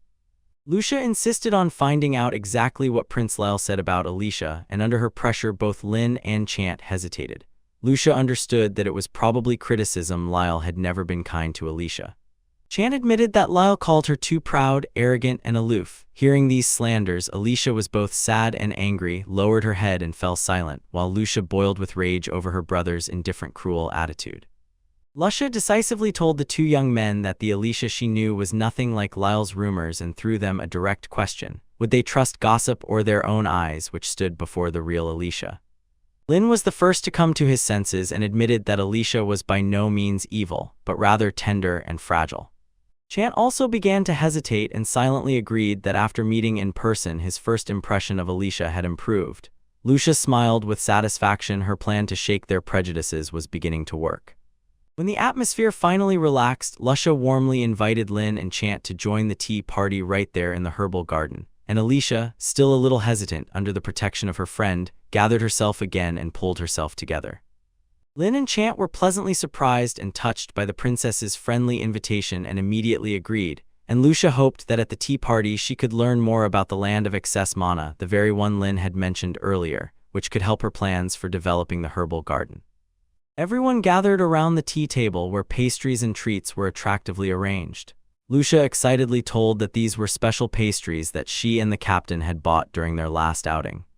Lin was delighted. He tasted this cake for the first time and sincerely praised its wonderful taste, and in his memories flashed how Captain Ricardo Hughes bought pastries together with Lucia in the shop, showing the close connection between the royal family and their courtiers. Lin smiled as he recalled that his father rarely brought souvenirs home, but this time he came with a cake and the whole family lit up. He realized that next to Lucia, his father had become softer, and Lucia smiled happily, feeling that she had brought a little joy to others. Meanwhile, Chant thoughtfully asked why the princess was so concerned about the sightseeing trip and the herb garden, and Lucia decisively replied that she just wanted to do things her own way to protect what was dear to her, even if it seemed spoiled or selfish. Chant frowned and asked Lucia with distrust about her real reasons for going to Katina, a city known for rare flowers and healing herbs. Lucia casually explained that practicing flower growing in the palace, she wanted to see species that simply would not bloom in the capital. Alicia broke into a sweat and sat down when she realized that all information about the accident that almost killed the king and the captain was reliably hidden, and people from outside, like Chant, knew nothing at all. Lucia thought that only her own checks revealed much truth to her, which she would never have known sitting at home and sending others shopping. Lucia firmly stated that the most acute problem of the kingdom now is the widespread shortage of medicinal herbs, due to which the prices of medicines have risen so high that people cannot afford treatment even when they are sick. She insisted that this is a serious national matter, so she and Alicia decided to start experimental herb cultivation right on this plot. Lynn asked in amazement if it was true that two girls created a garden in one day. Lucia confirmed and explained that since she could not come every day, she trusted Belle to take care of it during her absence. Lynn panicked and asked how Lucia created such a large artificial garden. Lucia honestly replied that she used only the simplest earth and water magical rituals she had learned, and Lynn covered his face with his hands and exclaimed that if his mother found out, she would faint from shock. He explained that to instantly cover and transform such a large area, an incredible amount of mana was needed, by no means simple, as Lucia thought. Lyall was also shocked because at first he thought Lucia was just practicing making potions, so Lucia and Alicia asked in chorus what exactly this potion was. Lynn enthusiastically explained that the elixir is a universal healing potion, divided by effectiveness into 3 levels. The first can restore mangled body parts like the healing magic of the cathedral. The second heals most wounds and diseases that the third cannot handle, and the third is for ordinary minor injuries and ailments. Lucia thought that if a first-level potion existed, the magical influence of the cathedral would be greatly weakened. Chant added that they are very difficult to preserve for long, so the role of the cathedral remains important, and Alicia, hearing this, instantly came up with a business idea and exclaimed that such things would definitely sell like hotcakes. Lucian nurtured a desire to learn how to make both ordinary medicines and potions to prepare for the future. Noticing that Lynn seemed knowledgeable, she herself asked if he studies them. Lyall modestly scratched his head and replied that although he has a large reserve of mana, he is bad at controlling it, so he is currently learning under the guidance of his mother. Chant confirmed that it was their mother who taught Lyall the basics of potion making. Chant told that his mother, the Archmage of the kingdom, learned about the existence of potion from other countries and is zealously trying to research them and start producing them at home. Lynn excitedly boasted that the formula exists, but the finished product is not yet available, and Lucia curiously asked why they cannot do this with the existing formula. Lynn blushed and did not know what to answer. Chant explained, according to his mother's research, to prepare the potion, ingredients that grow in mana surplus zones are needed, and this mana is currently lacking in the kingdom. Lynn, with shining eyes, assured that with Lucia's monarch garden, his mother's research would quickly move forward, promised to bring this pastry as a gift and invite his mother to come support Lucia. Chant, although not very willingly, agreed that if they managed to make the potion, it would be a great help. The mission to turn conquered targets into official allies went brilliantly. The task was completed, and Lucia and Alicia could not contain their joy when Lynn and Chant themselves offered to be friends and promised to maintain warm relations. Lucia anxiously asked Chant if inviting his mother would cause trouble because she is too busy. Chant decisively assured her that as soon as his mother learns about this special land, she will come immediately, no matter how busy she is, and will be terribly angry if she was not informed earlier. Lucia beamed with a radiant smile and thanked the two new friends for their passionate help, gently hinting to Lynn and Chant to keep the garden completely secret from Prince Lyall, and Chant sighed, admitting that if Lyall found out, he would definitely come and cause trouble, ruining everything. Lynn nodded in agreement and apologized for the immature behavior of the second prince, and just a few days later the story moved to the herb garden, where everything was buzzing with laughter and cheerful noise. Chant's mother, Countess Rendall, Archmage of the kingdom, appeared in full delight upon seeing Lucia's herb garden. She ran around with a radiant face and exclaimed that she could not believe such a wonderful corner existed in the capital, and Lady Marabel, standing next to Lucia, smiled and remarked that the Countess seemed to be too enthusiastic. Alicia was absent from this meeting, but Lynn and Chant stood nearby. Suddenly Countess Rendall, so captivated by her fuss, stumbled and fell to the ground. Lynn shouted, "Mother!" Although the fall caused pain, she still smiled broadly and, to everyone's surprise, continued whispering about the wonders of the garden. Countess Amanda Rockwell, squeezing her hands in admiration, tirelessly praised Lucia's garden as a true miracle, was impressed to learn that Lucia and Alicia created it using only the simplest magical rituals, and whispered admiringly that if a higher-level ritual were applied, the result would be even more stunning. Lucia asked in surprise whether the difference in rites could really change the effect so drastically, and the Countess confirmed definitely, becoming even more interested in how much mana the little princess spent. Amanda admitted that during her studies abroad she learned about potions. There, in the country where ordinary people had much higher mana than in our kingdom, people widely used natural lands that gathered mana. When Lucia asked about this unfamiliar concept, Lady Marabel explained, Lastia is a country guarded by dragons, but the mana there is so dense that there are constant outbreaks and invasions of magical creatures, so daily life is under threat. Lucia was stunned and terribly worried about the people of Lastia, but Amanda reassured her. Their people skillfully control mana and have elite combat skills. She said that a diplomat from Lastia invited her there to study, and it was then that she began researching potions. Amanda spoke passionately about how if people manage to transform lands that accumulate mana and at the same time prevent the influx of manicaps, they could create true mana gardens. She claimed that herbs in such soil would absorb mana and grow insanely fast, becoming key ingredients for potions. And Lady Marabel stood nearby smiling because Amanda was so engrossed in her lecture that she completely lost track of time. Lucian noticed how Chance silently observed with a thoughtful expression, called him by name, and asked with interest if he was learning magic from Lady Marabel just like she was. Chant nodded and smiled slyly. The smile was so subtle and knowing that Lucia was momentarily confused. Suddenly, from afar came the voice of Belle, the gardener, who brought everyone back to reality, and Lynn quickly added that it seemed Belle had long wanted to say something to Lucia. Belle approached with a serious face and admitted that he actually already knew about such fertile patches. Gardeners simply called it soil loosening. He explained that he had never heard the term excess mana plot from mages, so he was very surprised by all this reaction. Belle said that sometimes when flowers need to be urgently grown by delivery deadlines, many gardeners combine their mana to speed up growth, and hearing this, Lucia understood why Belle showed no surprise. Earlier I was surprised when the sprouts grew so quickly. Countess Amanda was shocked. What she had carefully researched turned out to be an everyday matter for ordinary people, and she exclaimed to herself that the difference in knowledge and language between classes had created unnecessary gaps. Marabel smiled and noted that thanks to Lucia, two previously disconnected nodes of knowledge finally connected into one line. Lucia felt embarrassed, realizing she had unwittingly become a bridge for an important discovery, although she herself thought she had done nothing special. Lucia stood amid circles spreading out like waves on water after a thrown stone, and this was proof. Even a random act of a little princess raised a huge wave of change throughout the kingdom. Amanda assured that Lucia's bold gardening opened a new page in the study of magic and herbs. Lucia joyfully asked Chant if this could be considered one of her good deeds, and he smiled, assuring her that for his mother it really was the most wonderful thing. Lucia beamed and did not forget to thank Lin for his energetic help. Chant, though reserved, looked at her more warmly and with greater respect, and Lin, delighted by the feeling of his own usefulness, said with enthusiasm that in half a month they would be able to harvest the first crop of herbs and start experiments with potion-making. The boy asked inquisitively if Lucia would do the whole process herself. Lucia resolutely declared, of course, and this gave Chant a sudden anxious premonition about her intentions. As expected, she innocently announced that she would test the medicine herself by deliberately inflicting a small wound, a casually thrown word that stunned everyone present due to the recklessness of the little princess. Chant instantly became angry and shouted to stop Lucia, saying that it was completely unacceptable for the queen to harm herself. He demanded that she immediately change her mind, and this made Lucia curl up in fear. Noticing the tension, Lin quickly suggested another option: not to sell to everyone at once, which could raise doubts about the quality, but to find a buyer who would never refuse good medicine. He enthusiastically named the perfect first clients the Order of Knights of the Kingdom, who daily need large supplies of healing herbs.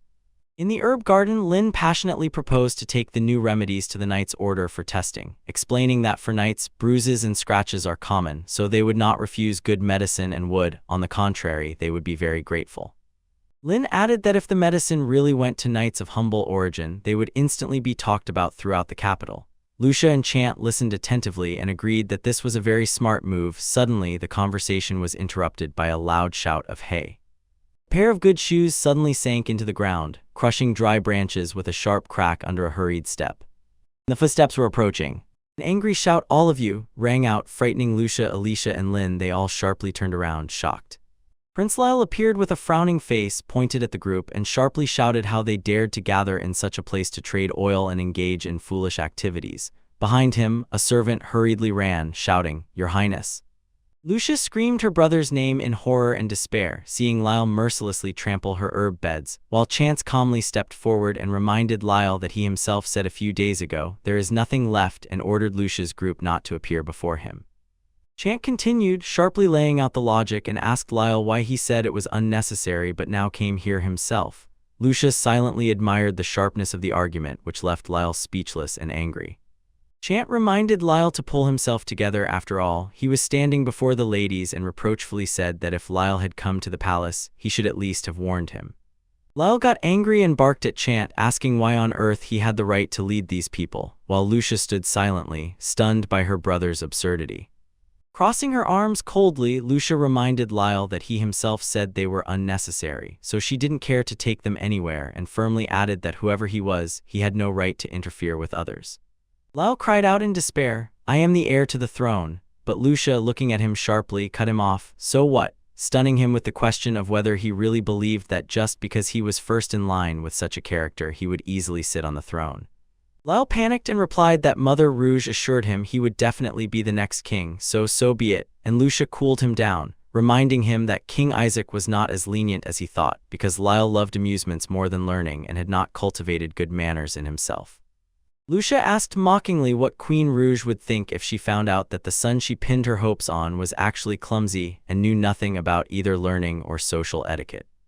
Lucia continued, insisting that Queen Rouge could still have children, and if a younger brother appeared who turned out to be more capable, Lyall's position would instantly be shaken. She bluntly fired, "Does this world need a king like you?" This stinging remark prompted Chant to intervene. It seemed Lucia had gone too far. Offended, Lyall was so upset that he cried and shouted at his sister, "Don't pity me like that," tears rolling down his face. Lucia spoke decisively. She was simply stating the obvious truth. In royal families, the throne often passes to the more prominent one, and this is fate, a harsh reality that everyone born into the crown must accept, especially these two, brother and sister. Lyall sobbed that he was not clumsy, accused Lucia of stealing from him Lean and Chant, and because of that everything was going badly, then cried, offended his sister, called her evil, and ran away, and Lucia angrily shouted after him as he trampled her beds again. Watching Lyall retreat, Lucia sadly whispered, "What cruelty this is," and knelt down to embrace the trampled shoots of healing herbs, hurting at the thought that plants created to heal people were senselessly destroyed.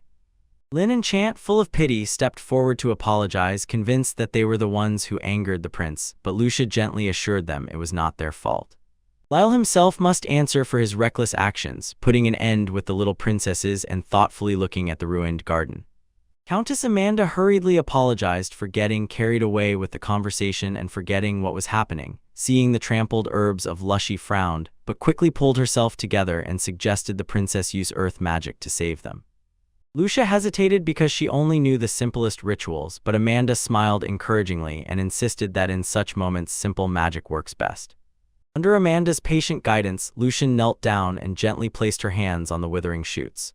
Around the broken branches, a shining magical circle played, and the girl began to pour mana into the earth seed by seed. Amanda reminded Lucia to keep a steady rhythm and feel how the energy gathers in the roots of the plants, and immediately a quiet boko sounded, a sign that life was returning to the herbs. Lucia literally gasped and exclaimed joyfully when the pressed grasses suddenly straightened and fully came to life, as if nothing had happened. Amanda smiled and explained that even the simplest ritual can heal plants if the caster has enough mana. She was glad to have helped the princess. Belle was also deeply moved and sincerely thanked the Archmage's teaching for teaching him an effective way to save crops after storms or damage from animals. And Amanda and Belle eagerly continued discussing how to most effectively regulate mana depending on the growth state of each plant. Lucia just stood and thought to herself that Belle really wanted to learn, when suddenly the atmosphere changed. A young man approached the group, apologized for his abruptness, and boldly introduced himself as Jill Hound, son of Chancellor Hound, whose arrival slightly embarrassed Chant and Lynn, because they explained that he insisted on joining even though he was not invited. Lucia froze with realization. With the appearance of Jill Hound, all 4 suitors of the heroine from the script of her past life were around her, and she quietly sighed with relief that Alicia was not nearby to be in this awkward situation. Seeing the 4 attractive young men standing together, Lucia curiously asked if they usually circle so close around Prince Lyall, and Jill looked away into the distance and awkwardly avoided answering. Chant advised Jill to be honest with the princess. The true nature of Lyall cannot be hidden forever, and Jill sighed, admitting that despite their efforts, Prince Lyall often skipped lessons under the pretext of physical exercises. She recalled how he ran away shouting, "I'm going to train," and his attendants barely kept up with that. This showed that Lyall was not serious about fencing at all, but simply ran away from books and etiquette, and Lucia sighed with irritation when she understood why her brother behaved so impulsively at the tea party. Lucia anxiously concluded that if this continued, even Lyall's right to the throne would be at risk. Jill and Chant agreed that Lyall's cruelty and laziness, if not corrected, would soon cause serious diplomatic problems for the kingdom. Lin was about to intervene, but Jill quickly covered his mouth so he wouldn't say something inappropriate, and they felt that as young nobles, they needed basic skills in social conversation and dance, especially if you are a member of the royal family. Everyone fell silent, looked toward the garden, and nodded quietly. Although each progressed at their own pace, Lyall's condition was a problem much more serious than just slow learning. Lucia insisted she must reveal the whole truth to the king. She could not close her eyes to how her brother was deteriorating. She repeated Lyall's challenges and rude behavior, and Jill and Chant immediately broke into a sweat and hid their faces in shame for the future ruler.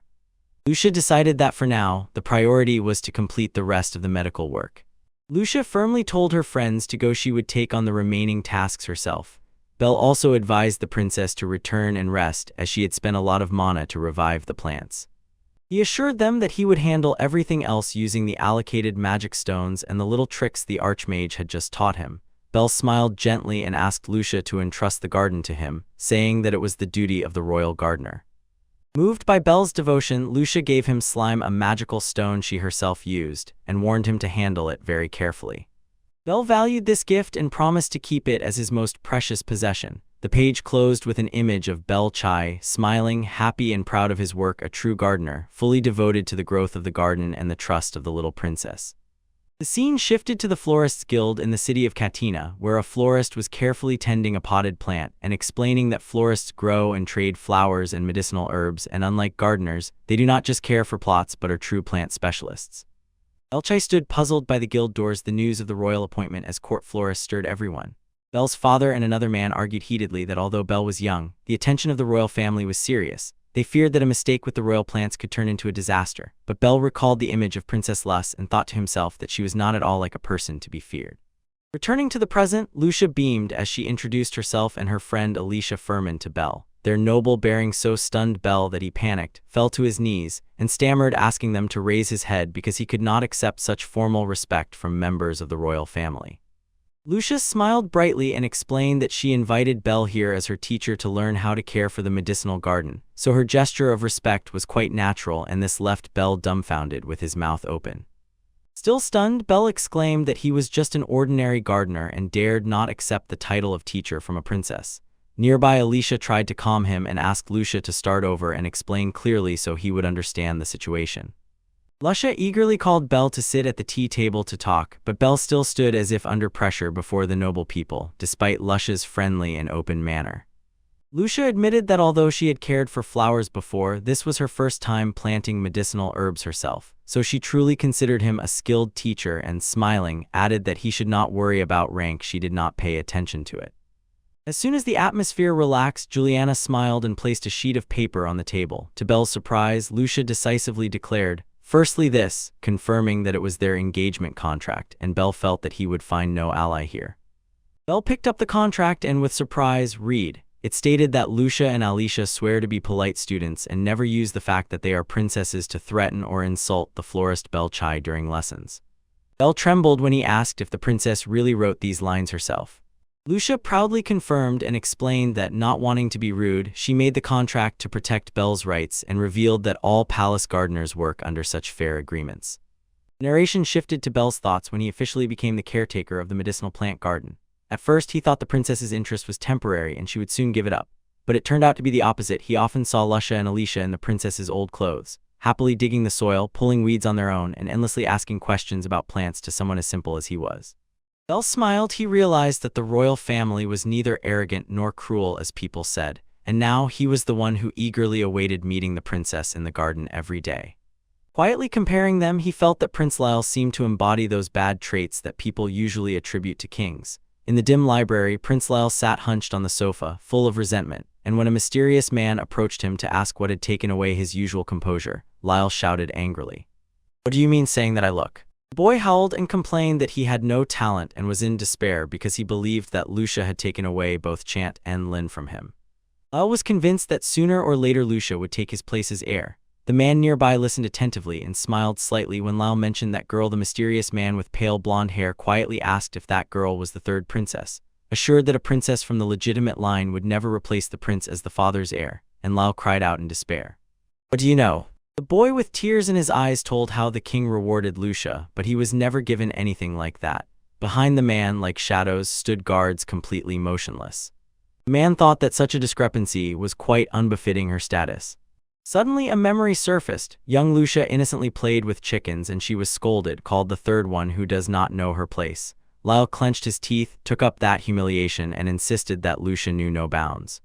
The mysterious man spread out his hand as if calling to action and coldly hinted that if this annoyed them, they would intervene and teach the princess a lesson. He decisively told Lyall that only the prince truly deserved the throne.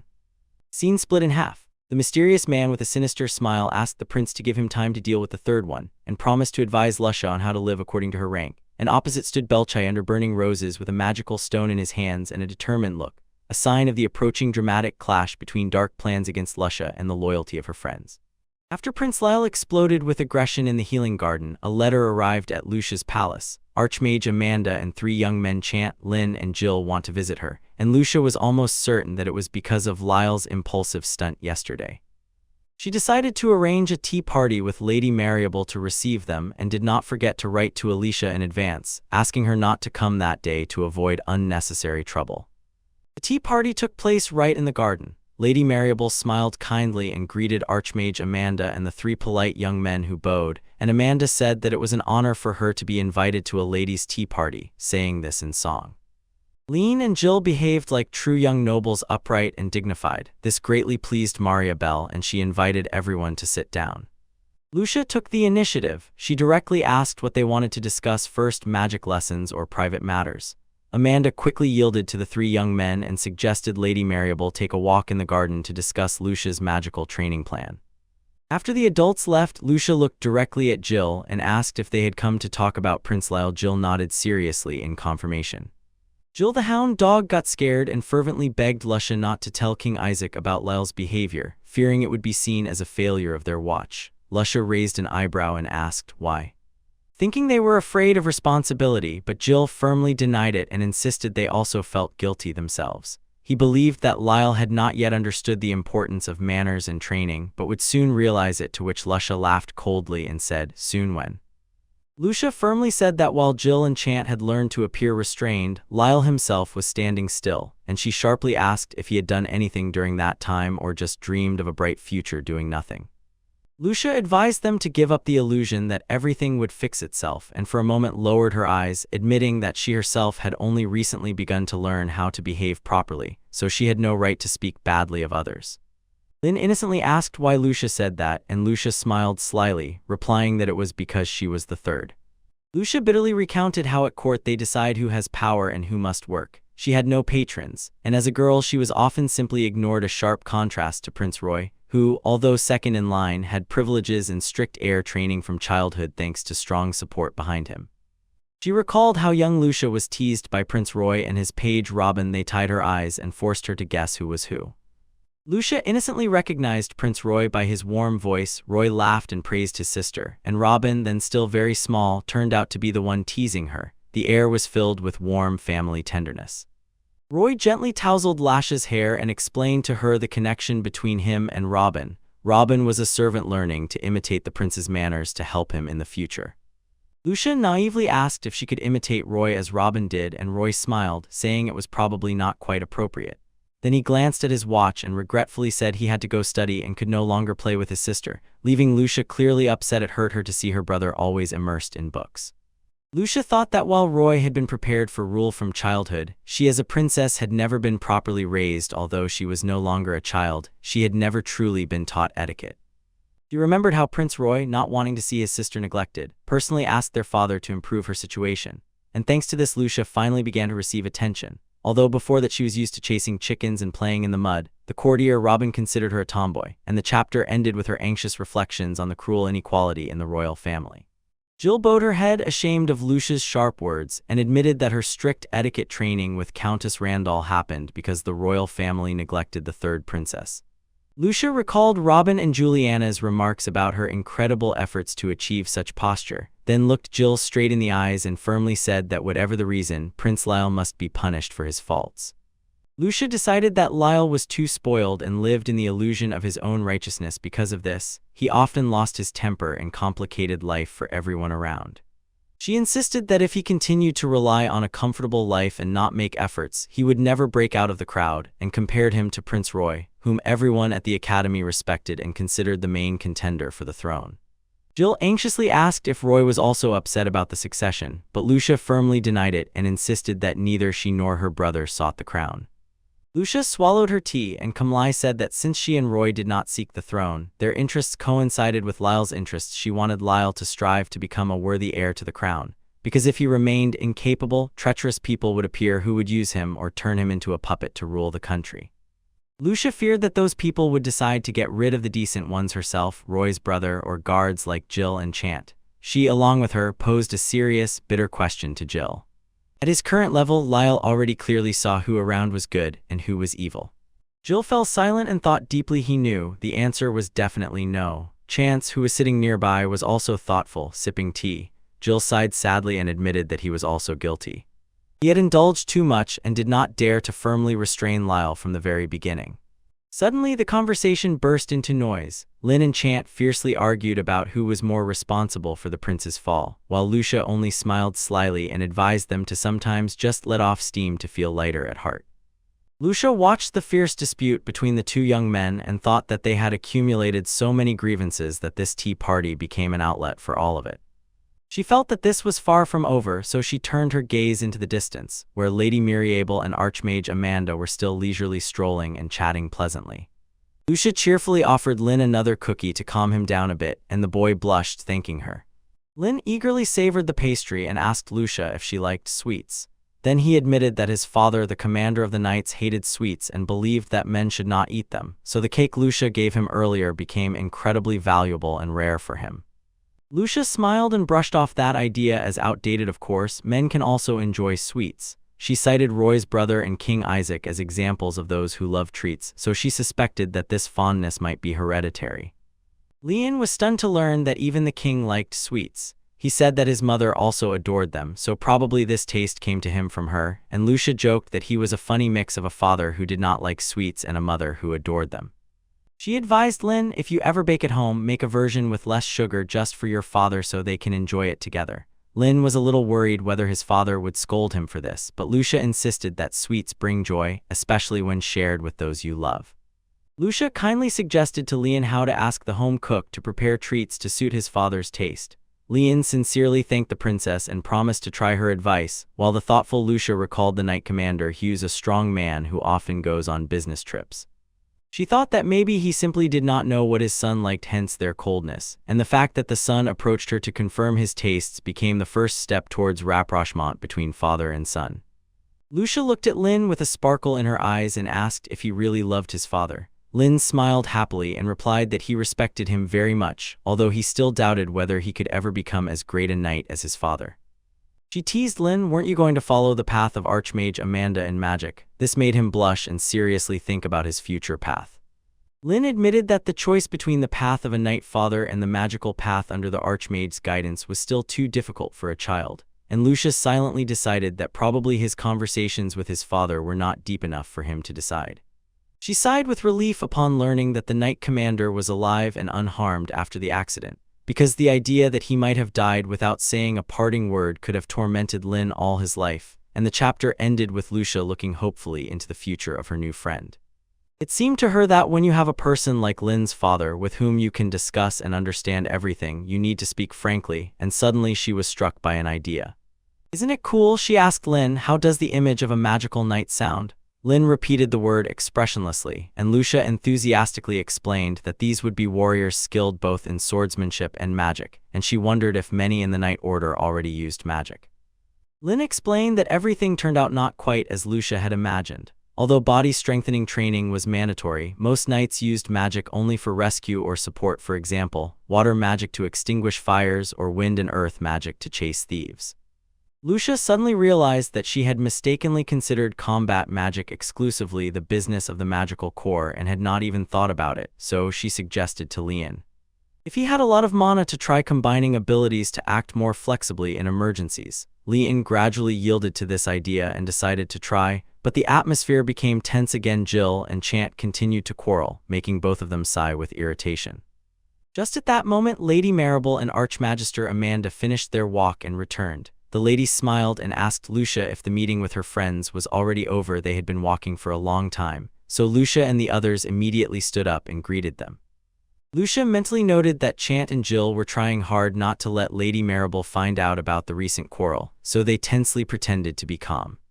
She looked away into the distance and suddenly noticed a thick column of black smoke rising against the clear sky. She froze, pointed at it, and anxiously asked everyone what that strange column of smoke was. Lin and Jill also looked in the direction Lucia pointed, and worried, suspected that a large fire was starting. Jill decided that the smoke was rising from a lively quarter but still within the castle. Lucia suddenly turned pale, cold sweat covered her because a terrible thought instantly flashed through her mind. Lucia gasped for breath. Although the direction was near the market, it was definitely within the palace grounds, and worse, her favorite herb garden was growing right there. Horror overwhelmed her because she remembered yesterday's incident with Lyall and feared that her brother might retaliate even more crazily, and Lyall raised the alarm when he realized that the princess's herb garden was in danger. Lucia panicked and shouted that Belle was probably tending the plants in the garden at this hour, and hurriedly asked Archmage Amanda if she could use long-range magic to precisely detect where the smoke was coming from.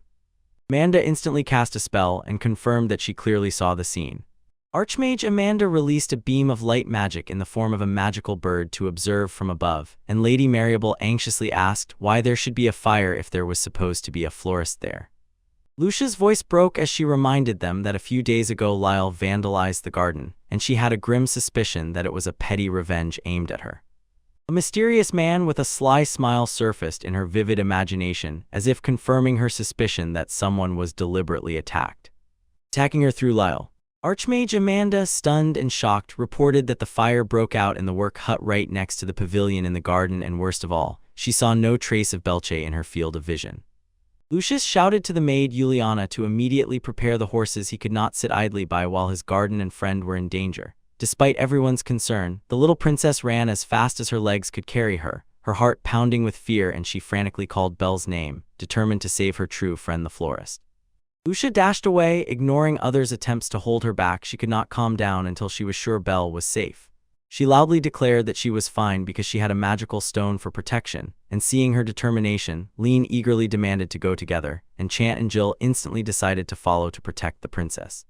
Archmage Amanda watched the departing figures of the children with concern, knowing that preparing horses or a carriage would take too long, and she could not stop thinking about what a child like Lucia could do against such a strong fire without quick help.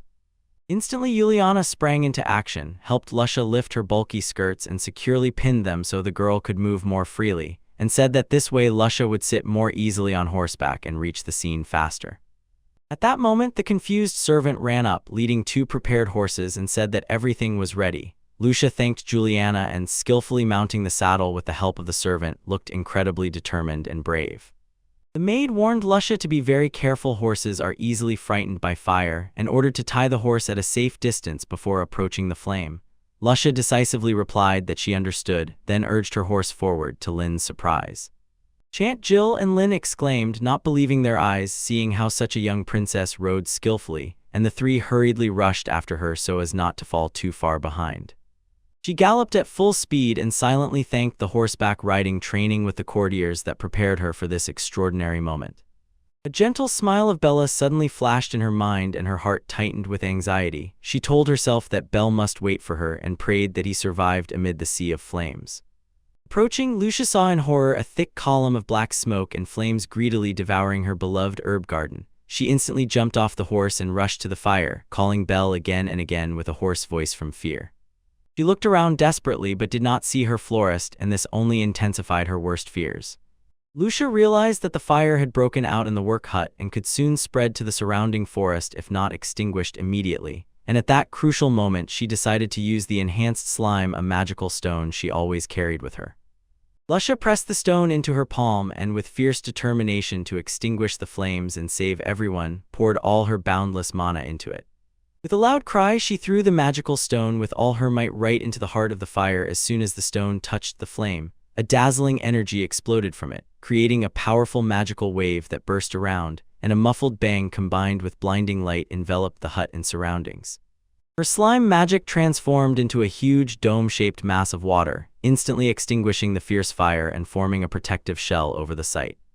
The magical impact was so strong that Lucia was thrown backward and fell to the ground just at the moment when Lin's group and the knights arrived. The knight shouted in panic, "Princess," and rushed forward to lift her, and Lucia, stained with dirt, still tried to calm everyone, saying she was fine, just a little stunned after spending so much mana. The knights, in the presence of Archmage Amanda, froze in amazement. The scale of the magic Lucia unleashed was incredible. Lucia explained that she had reworked the magical stone so that it worked even when not held, but admitted that accidentally. They poured too much mana, and the water mass became excessively large. The knights quickly realized that people could still breathe inside the water mass and rushed to find Belle, creating a spectacular and alarming scene amid the still smoldering ruins.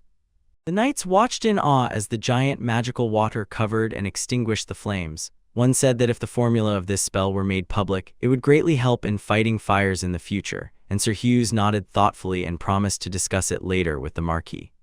Lucia sharply interrupted their thoughts and shouted that the most important thing now was to make sure whether the florist Belle was stuck in the hut. Hughes stopped her due to the danger and advised her to stay here and wait. Lucia swallowed her anxiety and agreed to step aside, watching as the knights forcefully broke into the hut hidden within the water, and the maid Juliana asked if the princess could recall the slime magic remotely to ease the search. Lucia explained that she could not until she pulled the magical stone out of the water and promised next time to tie a rope to the thrown stone to hold it better. At that moment, a loud cry from the knights announced that they had found someone inside. Lucia panicked and rushed into that magical water. Juliana just froze in amazement. She ran to where the knights surrounded a figure. One of the knights hastily handed her the found magical stone and asked her to remove the spell so they could continue the rescue. Lucia instantly withdrew the energy. The water disappeared. When the air leveled, a pungent smell of burning hit her nose. She covered her mouth in horror. Before her was a terrible sight. Belle lay motionless on the ground, his body mangled and covered in soot. Lucia screamed in pain, "Belle," and fell beside her friend in tears. It was quickly reported that initial examinations indicated that Belle had been tied up and locked in the hut even before the fire started. Lucia pushed away her sobs, telling herself she had no right to break down now because Belle needed her help. Archmage Amanda and Lady Marabel arrived at the scene just in time. Amanda was stunned to see Belle's terrible condition and decided that he had inhaled too much poisonous smoke and needed immediate treatment. Lucia desperately called Belle and felt relief when he barely opened his eyes and looked at her. But just as she was about to ask Amanda to treat his wounds on the spot, Belle weakly intervened, and this surprised her. Belle categorically refused immediate treatment. Although he was torn by unbearable pain, this stunned Lucia and everyone around. She shouted, asking why he was enduring it, and nearby a priest loudly wondered whether at least Belle would agree to painkillers. Belle barely nodded in the silence that fell over Marabel and Amanda. Lady Marabel gently cast a spell on Belle to relieve the pain, while Lucia grabbed his hand and pressed, demanding that he say who had heartlessly done this. Belle gathered his last strength and whispered the answer, which froze in complete silence. "Knights." Sir Hugh repeated it in shock, pale as a sheet. Belle recalled that terrible memory. Knights in white uniforms, the royal guard, suddenly flew into the grassy garden, announcing it was the order of his lord, and mercilessly ruined the beds. When Belle rushed to stop them, he was brutally beaten, tied up, and thrown into a work pit. The image of those cold knights acting on behalf of Prince Lyall surfaced in Lucia's mind like a vivid nightmare. Belle continued that after he was locked in the hut, it was set on fire, but fortunately he found scissors nearby and cut the ropes.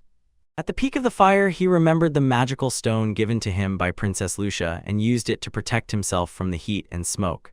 Belle weakly smiled, showed the stone to Lucia, and whispered that it was thanks to her gift that he was still alive. Bella was placed on a stretcher and hurriedly carried to the palace hospital. He was still wounded.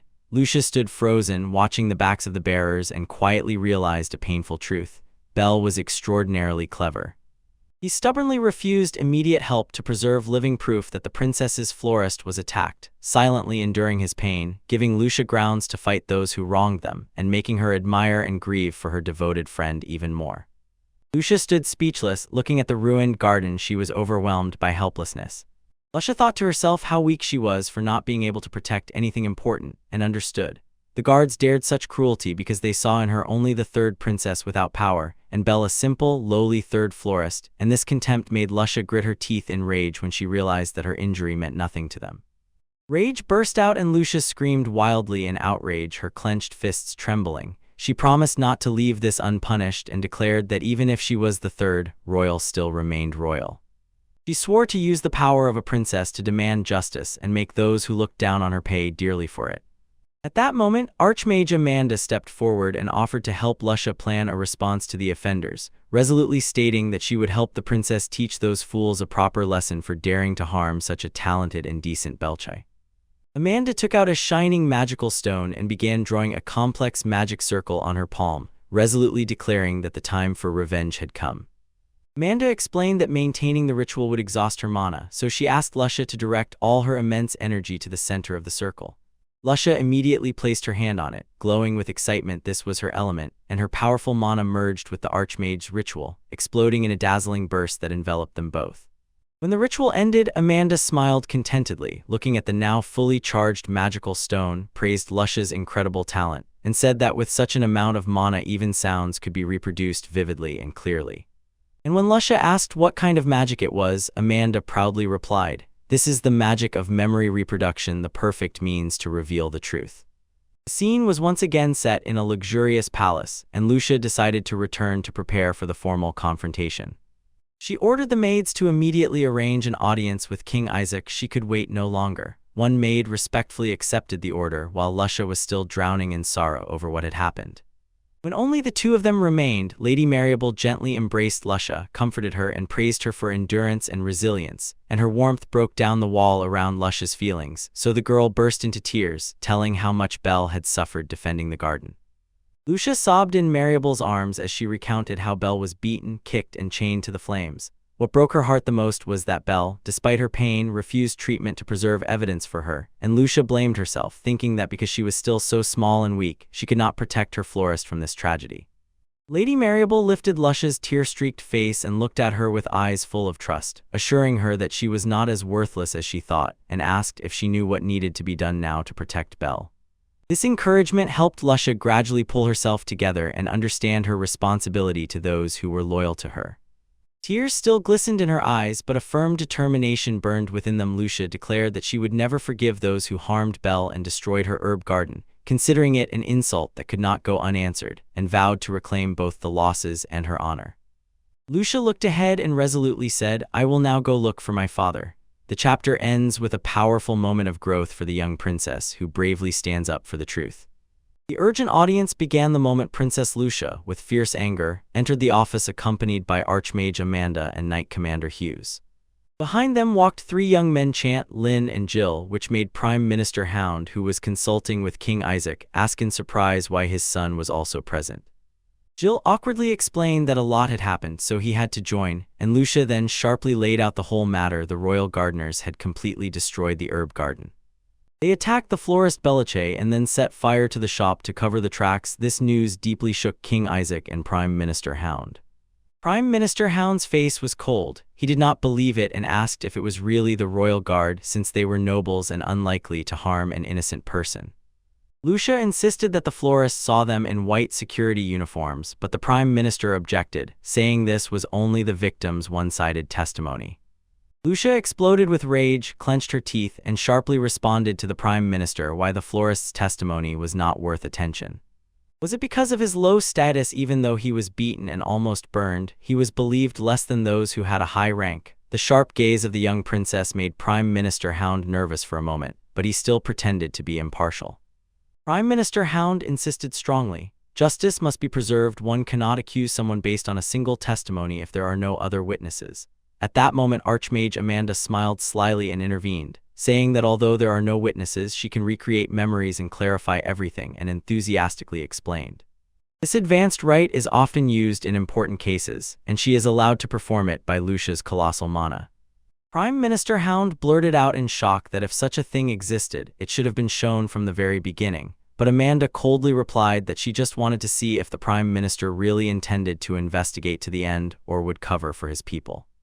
Lucia pressed further, asking if the Prime Minister was downplaying this case just because the victim was merely a simple servant of the third princess, without any power, especially since the Knight Commander Hughes also spoke authoritatively. Showing the destroyed garden and Belle's still fresh wounds living evidence, he forced Prime Minister Hound to yield and ordered the memories to be recreated. The magic worked, and a painful sequence of memories appeared before everyone. Belle froze in surprise when a group of knights of the royal guard in white uniforms burst into the garden.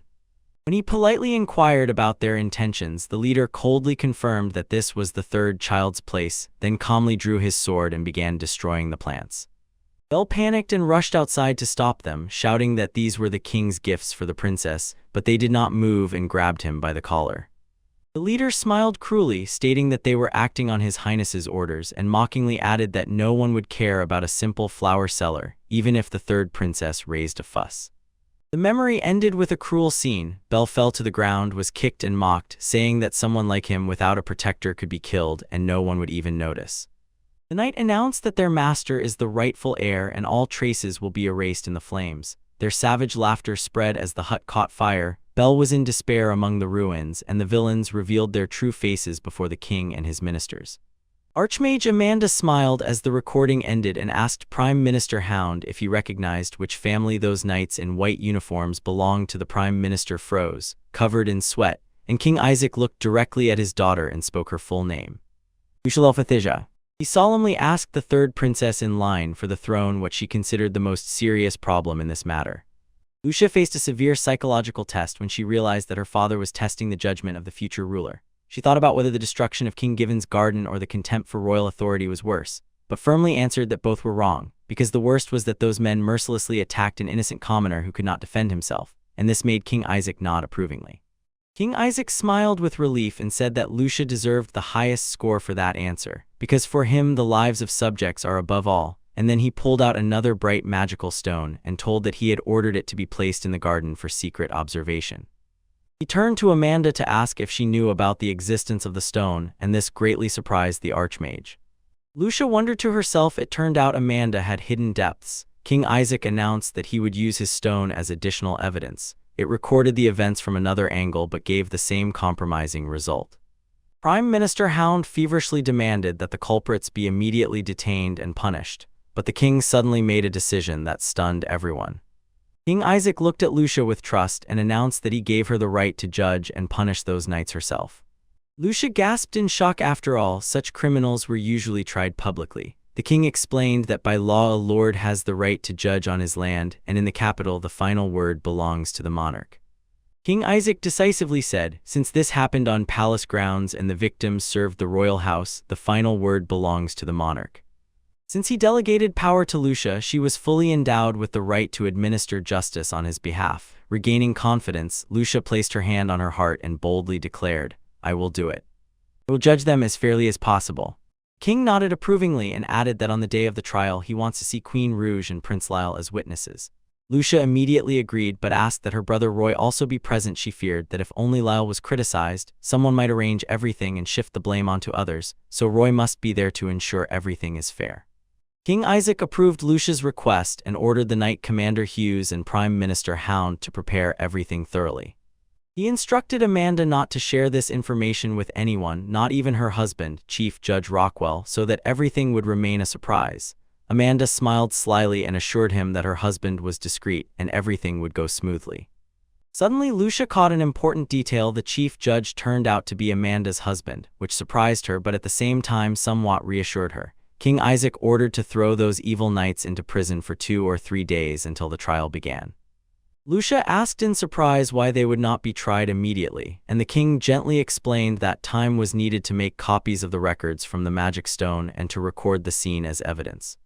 Lucia left the room somewhat depressed. She wanted justice here and now, but she knew only thorough preparation would bring a resounding victory. She urged herself to calm down and use this time to discuss matters more thoroughly with her brother Roy and close friend Alicia. The chapter ended with the image of Lucia resolute in a pitch-black evening gown, ready for the difficult royal struggle ahead. In the royal office, Isaac Robert Fadija apologized to Prime Minister Karba Hound for accidentally portraying him as a villain in Lucia's staged trial. Prime Minister Karba adjusted his glasses and calmly replied that he had long been used to it. He assured that he and Archmage Amanda would always stand by the princess no matter what. Archmage Amanda, standing nearby, smiled in agreement and added that Lucia truly resembled the late queen outwardly, although her determination in her soul was from the king. King Isaac gazed into the distance and gently whispered Karatina, recalling his beloved wife with loose hair and a radiant smile. Memories of carefree youth surfaced how he laughed together with Karatina and Karba. Amanda and Hughes often gathered and joked like close friends. He silently dreamed that she was still alive and could see how their children were growing. The memory continued. Young Prince Roy gently tousled Lucia's hair under the warm gaze of their mother. King Isaac mentally repeated that the children had grown and in many ways resembled her, but then returned to the present. Archmage Amanda mockingly remarked that nostalgia was for the old, which embarrassed the king and the prime minister, and Karba emphasized that all three were the same age, so if someone was old, it applied to all, and among the kingdom's rulers a rare relaxation momentarily settled. The mood darkened when Amanda spoke about the selfishness and stubbornness of the second Prince Lyall. King Isaac said he had heard Karba's report, which was based on the story of his son Jill, and the courtiers officially confirmed the prince's misconduct. Prime Karba decided that Lyall this time really crossed the line and could no longer be ignored, and King Isaac sighed in agreement and anxiously wondered what Queen Rouge was doing for her son to have gone so far. He explained Lyall's situation. At his age, he should be studying in the Lesser Palace with Lucia and Roy, but instead he stayed with his mother, Queen Rouge, in the inner courtyard. King Isaac noted that although raising Lyall was the queen's duty, she seemed never to have intended to scold or correct him. Prime Minister Karba added that perhaps the queen indulged Lyall too much, and because of this he began to despise others. Archmage Amanda emphasized that the desecration of the Garden of the Gifted King was a direct challenge to the monarch's authority. King Isaac pondered and silently admired how Lucia secretly placed a magical stone to record the truth. King Isaac smiled proudly and said it was quite natural that he watched over his little daughter when she was near a stranger, the florist Belle. Archmage Amanda smiled, noticing the obvious paternal care of the king. Prime Karba suddenly changed the subject and asked if the king really intended to allow Lucia to conduct the court alone. King Isaac firmly assured that he trusted her abilities because she was his daughter, and added that he left Lady Marabel in the Lesser Palace with Lucia, so she would be a good example for his daughter. However, the Prime Minister noted that the inner courtyard was now dangerous and full of intrigue, so separating Lucia was a wise move. Archmage Amanda asked if the queen's own servants might have acted, and King Isaac thought and said it was hard to believe the queen herself would not directly order such crude acts. King Isaac recalled Queen Rouge's extreme pride from the academy, the daughter of a noble vassal who was always first in exams, and for someone who valued honor and a flawless image, vile tricks against a child would be unseemly, so he concluded that her greatest misfortune was that she was too smart and proud to ever stoop to such nonsense. Memory painted Queen Rouge's face shrouded in shadow with a mysterious smile behind broken glass, and King Isaac thought that if that tragic event had not happened, she might have lived a different life, rather than becoming his wife. He sighed worriedly. If Rouge learned about all the horrors Lyall committed, including this case, a great storm would surely arise. In the corner of the stage appeared a comical picture of the suffering trio Jill, Lean, and Chant, sobbing in despair because they had endured Lyall's antics for so long, while Lucia sat in a chair with a look of deep understanding and mentally wondered how they managed to be so resilient to stand next to such a capricious prince until today. In a quiet office, King Isaac Robert Fadija bowed his head with a troubled expression. He considered this matter truly terrible, while Prime Minister Karba Hound sat opposite with his usual calm and ironically remarked that the king was never one to solve problems with his mind, adding that he never thought he would have to comfort the monarch himself, so Isaac silently endured the sharp tongue of his old friend. Suddenly, Archmage Amanda Rockwell jumped up, shining, and interrupted the men's conversation with stunning news about Princess Lucia's garden. She enthusiastically declared that there was now a huge surplus of mana in that land, and that she very much wanted to study herbs there together with Lucia. King Isaac, a little embarrassed, asked if this herb was really the legendary panacea from the distant kingdom of Lascia, and Amanda's approving nod instantly filled the room with energy. After a minute of reflection, King Isaac Robert Fadija agreed to consider Amanda's proposal, but firmly insisted that their top priority should be the restoration of the garden. He believed that returning the ruined land to order was most urgent. Prime Minister Karba also expressed support, nodding that if measures were not taken to address the root of the problem, there would only be more trouble and fatigue from the consequences. Amanda smiled mysteriously and said that these events intrigued her greatly. The king and prime minister sighed, noting that Amanda had always been so carelessly optimistic. King Isaac thoughtfully said that although this might seem like a slight neglect of Lucia's interests, he must take the opportunity to eradicate what envelops Queen Rouge. This is a golden moment for the necessary cleansing to protect the kingdom. Prime Minister Karba agreed, calling it a bitter but necessary medicine to avoid empty consequences in the near future. The scene shifted to a smaller palace. Princess Lucia was sitting and talking with her brother Roy and Miss Alicia, slowly summarizing the whole matter, starting from the next day when they met Lin and Chant in the medicinal herb garden. She recounted that Prince Lyall suddenly burst into the garden and got into a fierce quarrel with two servants. Ignoring all Jill's objections, he brazenly trampled her valuable herb seedlings and angrily left, while Prince Roy listened with a very serious expression, hand on his chin, pondering the impulsive actions of his younger brother. Lucia continued that after Lyall's departure she entrusted the garden to the florist Belle, but suddenly the royal guard knights returned and destroyed everything, locked Belle in the hut and set it on fire to silence him. She firmly asserted that due to indisputable evidence, the king entrusted her to preside over the court. Alicia listened, sweat pouring down her face, shocked by how much and how terrible these news were compared to what she had imagined. She froze, unable to understand how so many horrors could have happened in her absence, and Roy whispered with relief that at least Lucia remained safe amid this chaos. Alicia anxiously asked about the condition of the florist Belle and whether his life was in danger, and Prince Roy quickly reassured her. Belle is now under the protection of the Knight Commander and receiving pain-relieving magic, so his condition has stabilized. Returning to the main topic, Roy asked Lucia how she planned to deal with the night crimes. Lucia pondered whether this terrible event would affect the future that Alicia feared so much, looked at her expecting confirmation, touched her chin, and thoughtfully stated that in her memories of this event there was nothing at all. It was clear that everything had already clearly begun to diverge from the original script. Alicia explained that in the original game storyline the main plot begins only after 10 years, and the early events were only briefly described. For example, the king and Prince Roy have long been dead. She insisted that this fire and the attack on the florist were entirely new factors that appeared after they tried to change fate. Prince Roy thoughtfully closed his eyes and said that regardless of whether Lyall really organized the attack, their main goal was to change the future. He smiled gently and added that if this case helps Lyall mature even a little, then as a brother.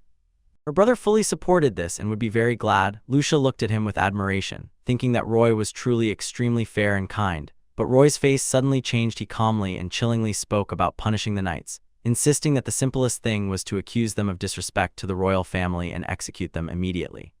This word paled Alicia. She could not bear execution, and hastily objected that it was not her business and such extremes should not be resorted to. Roy listed the offenses from attempted murder, arson and destruction of royal property to insulting the princess, and declared that by any measure the only worthy verdict was the death penalty. Lucia felt a lump in her chest and pressed her hand to her heart, worried. Alicia noticed her unease and gently asked what was wrong, and Lucia faltered and explained that she felt simply executing them would not bring true satisfaction. Alicia curiously asked if Lucia was not worried that such a punishment would let them off too easily, and Lucia nodded, admitting that she could not find the words but had always felt that allowing them to die instantly was somehow unfair. Alicia explained that Lucia probably meant a quick death would be more of a relief than a true punishment for their crimes. Lucia puffed her cheeks and stubbornly insisted that the florist Belle had endured terrible physical and mental suffering, and the thought that they could end everything in an instant was unacceptable to her. She believed that the Belles were already wounded, so it would be fair if their tormentors felt the same pain. Alicia, shocked, realized that Lucia was going to make the knights taste the same thing they had inflicted on them before the execution, and exclaimed, "That's it." Lucia thought that in terms of fear Belle must have experienced a much greater horror, being trapped in the flames, and innocently asked which was scarier, decapitation by guillotine or poison, when suddenly Archmage Amanda appeared behind them and, quoting Professor Rendall, said that most people would choose poison to die peacefully. Nearby, Alicia felt as if she was hearing terrible details she would never want to know. Lucia took a sip of lemon tea, grimaced at the sharp sourness, and sighed, admitting that after this conversation she herself was confused and no longer knew what punishment would be the most just. Prince Roy smiled gently and unexpectedly asked Lucia if she wanted him to lead the trial instead of her, assuring that if she asked, their father would definitely allow him to take it up immediately. The offer surprised Lucia and made her heart tremble from his caring attention. Childhood memories of Lucia surfaced. She had witnessed the sanctity of life, caring for buds just beginning to bloom, helping with the birth of a foal, and watching a chick break through the shell and come out. She also recalled the chicks that were prepared as food at the feast, and suddenly realized these sacrifices sustain human life. She believed that all those experiences had grown in her the strong Lucia she was today, and therefore firmly rejected Roy's offer, insisting that as a member of the royal family she would preside over the court herself. She shouted loudly that life is a priceless treasure that must never be taken for vile purposes, and the cruel actions of the gardeners were something she would never forgive or overlook. Seeing her sister's determination, Prince Roy smiled contentedly and promised to always support her and intervene if it became difficult for her. Alicia thoughtfully touched her chin and wondered why no requests or pleas had come from the knight families so far. She realized that most of the guard knights were usually the younger or youngest sons of noble families, so their complete silence looked extremely suspicious, and Lucia nodded, confirming that no one had come forward to ask for mercy or plead for leniency. Prince Roy also felt that something was wrong and supported Alicia. If they were sentenced to death, there might be a substitution or a cunning plan for them to escape. Lucia frowned, saying that tampering with the guillotine or substituting poison in the palace was almost impossible. But Alicia immediately replied that substituting poison was actually very easy with the help of an insider.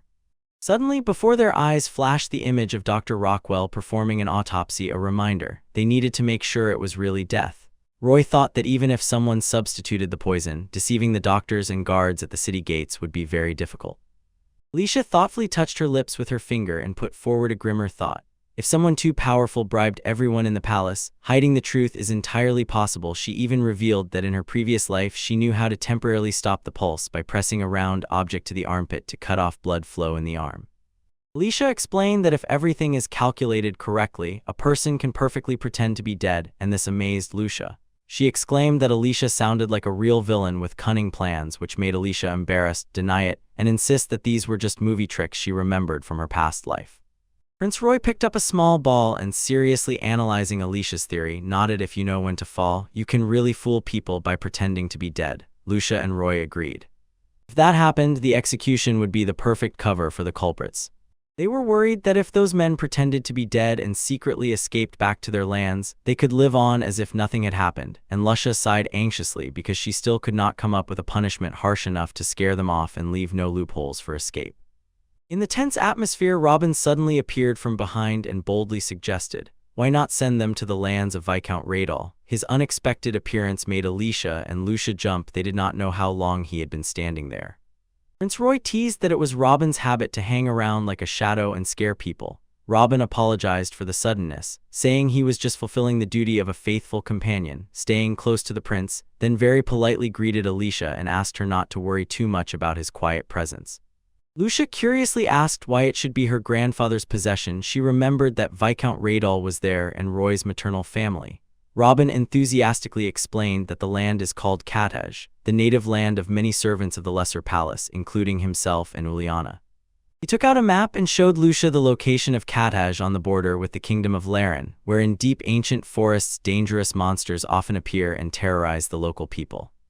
Robin smiled slyly and said that this year there were a record number of monster appearances there. Instead of execution, he proposed sending knights to the border for hard work and to the ranks of border guards, and Lucia and Alicia froze. The idea of a harsh struggle for survival in an ancient forest full of monsters shocked them. Robin insisted that the daily fight for their lives is the best way to make them truly appreciate the sanctity of life which they once despised. Lucia fell silent. She realized that this was indeed an instructive though harsh punishment, but in her heart anxieties still smoldered. Lucia awkwardly asked Robin if sending such hooligans to her grandfather's lands would become a burden for him, and if he would have a hard time watching over them. She was afraid that he would have to work hard supervising them. Robin simply winked with a smile and firmly said that no grandfather would refuse to help his little dear granddaughter. Chapter ended. Next to the little princess, who was beginning to find a new path for herself, stood Robin with a sly smile. Her own justice. The day of the final trial came. In the luxurious halls of the Lesser Palace, Lucia quietly sat on the sofa with a worried expression and hands clenched from tension, although quite some time had passed since that incident. Lady Marabel stood beside her, gently placed her hand on her shoulder to give strength, smiling with trust and encouraging Lucia that everything would definitely turn out as she wished. When Lady Marabel was preparing Lucia's outfit for the audience with the king, events from a few days ago suddenly surfaced in her memory. Lucia shyly called Lady by name and said she had a selfish, childish request that she wanted Marabel to hear. Marabel smiled gently and invited her to voice her wish. Lucia gathered her courage and looked at the lady with the most sincere gaze, preparing to express the feeling she had long kept inside. Lucia shyly lowered her head and quietly asked Lady Marabel if, after everything, she could call her mom instead of addressing her by the honorary title. This innocent but so warm request touched Marabel so much that she covered her mouth in surprise, then happily nodded and confirmed that she would gladly accept that favor from the princess. Lucia beamed and exclaimed, "Mom, enjoy," thinking to herself that with this sacred support she would surely brilliantly handle the upcoming trial. Returning to reality, Alicia and Lucia rehearsed the plan one last time in front of the mirror, calming each other that their thorough preparation left no gaps. Just then there was a knock at the door and Prince Roy's voice asked if his sister was ready. With excitement, Lucia announced that her brother had arrived and would enter any moment. Lady Marabel lightly squeezed her hand for a momentous silent blessing before Lucia officially set off on the stormy path of royal duty. Lady Marabel gently took Lucia by the face and kissed her on the forehead with a blessed kiss, praying that the gods would always protect her and grant her clarity of mind. Moved, Lucia thanked the lady and with confident and determined steps turned and left. She answered yes, and her heart raced with excitement when she noticed Prince Roy waiting in the corridor, ready to accompany his sister to the court hall. Walking down the quiet corridor, Prince Roy noticed that Lucia was trembling and slightly pale from nerves, and again offered to stand in for her at the court. But Lucia, with eyes wide open from pressure, exclaimed that she really wanted him to replace her right now. This was her first time before such an important event. She quickly pulled herself together and asked her brother to hold her hand tightly all the way to the courtroom to make it easier for her. Roy smiled in agreement and they set off, holding hands under the bright palace sun. The courtroom doors opened before Lucia and Roy, revealing a wide, solemn space with lofty vaults and majestic stained glass windows. They paused for a moment, feeling the official, tense atmosphere of the place that would decide the fate of the guilty and the honor of the royal family. All important figures gathered in the courtroom. Premier Gound, Knight Captain Hughes, and Archmage Amanda, all eyes were fixed on the princess's arrival. In the witness area, florist Belle, still with bandages on his face, clearly sighed with relief at the sight of Lucia, who was accompanied by the maid Juliana, and Lucia herself took a deep breath and stepped into the center under everyone's gaze. Chief Judge Pico Rockwell, husband of Archmage Amanda, respectfully bowed and politely introduced himself to Lucia. Lucia politely responded in kind. Sincerely thanked him for finding time for this matter. The hall suddenly grew cold when Princess Consort Rouge Vatija, mother of Prince Lyall, appeared with a majestic yet detached posture. Lucia slightly shuddered at her sharp beauty and commanding aura, a woman of great intellect and pride, standing there to witness the verdict over the child. Tension in the hall peaked as King Isaac Robert Fatija, Premier Carbahound, and senior ministers took their most solemn seats. Prince Roy stood beside Lucia in the place usually reserved for Lyall, although Lyall was pushed aside to clear the way for the official proceedings. Knight Hughes and Archmage Amanda stood behind with anxious faces as the night guards were led into the hall, and Lucia froze momentarily in shock upon seeing three knights pale and full of remorse kneeling at the foot of the throne. The trial began when Lucia loudly announced that she had summoned everyone to address the recent assassination attempt a few days ago. Arson tried to kill the gardener Belle. She shifted her gaze to Belle, who sat quietly with bandages on his face and body, while Princess Consort Rouge watched from afar with a sharp, inscrutable expression. Suddenly, one of the shackled knights broke the silence with a cry to King Isaac, demanding to know why they had to endure such humiliation. In anger, he shouted what crime he had committed to be treated like a miserable criminal. The knight continued to speak slyly and smoothly, insisting that they were sworn loyalists, always ready to give their lives for the crown and could not tolerate baseless injustice, while King Isaac above listened to these words with a cold, contemptuous expression.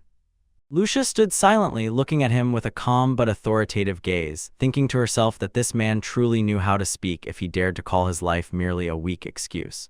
Then she turned to Chief Judge Rockwell to reaffirm before everyone the judicial authority the king had entrusted to her. Chief Judge Pico Rockwell smiled and confirmed, "By the will of King Isaac, Princess Lucia has full authority to decide this case." The accused knight stumbled in shock and whispered, "How can a child of princess decide who lives and who dies?" Lucia coldly reminded him that the king never allowed them to speak freely here. She demanded that the group of knights, or rather former knights, admit themselves as criminals. She emphasized that until the truth was established, even Belle's wounds could not be honestly healed.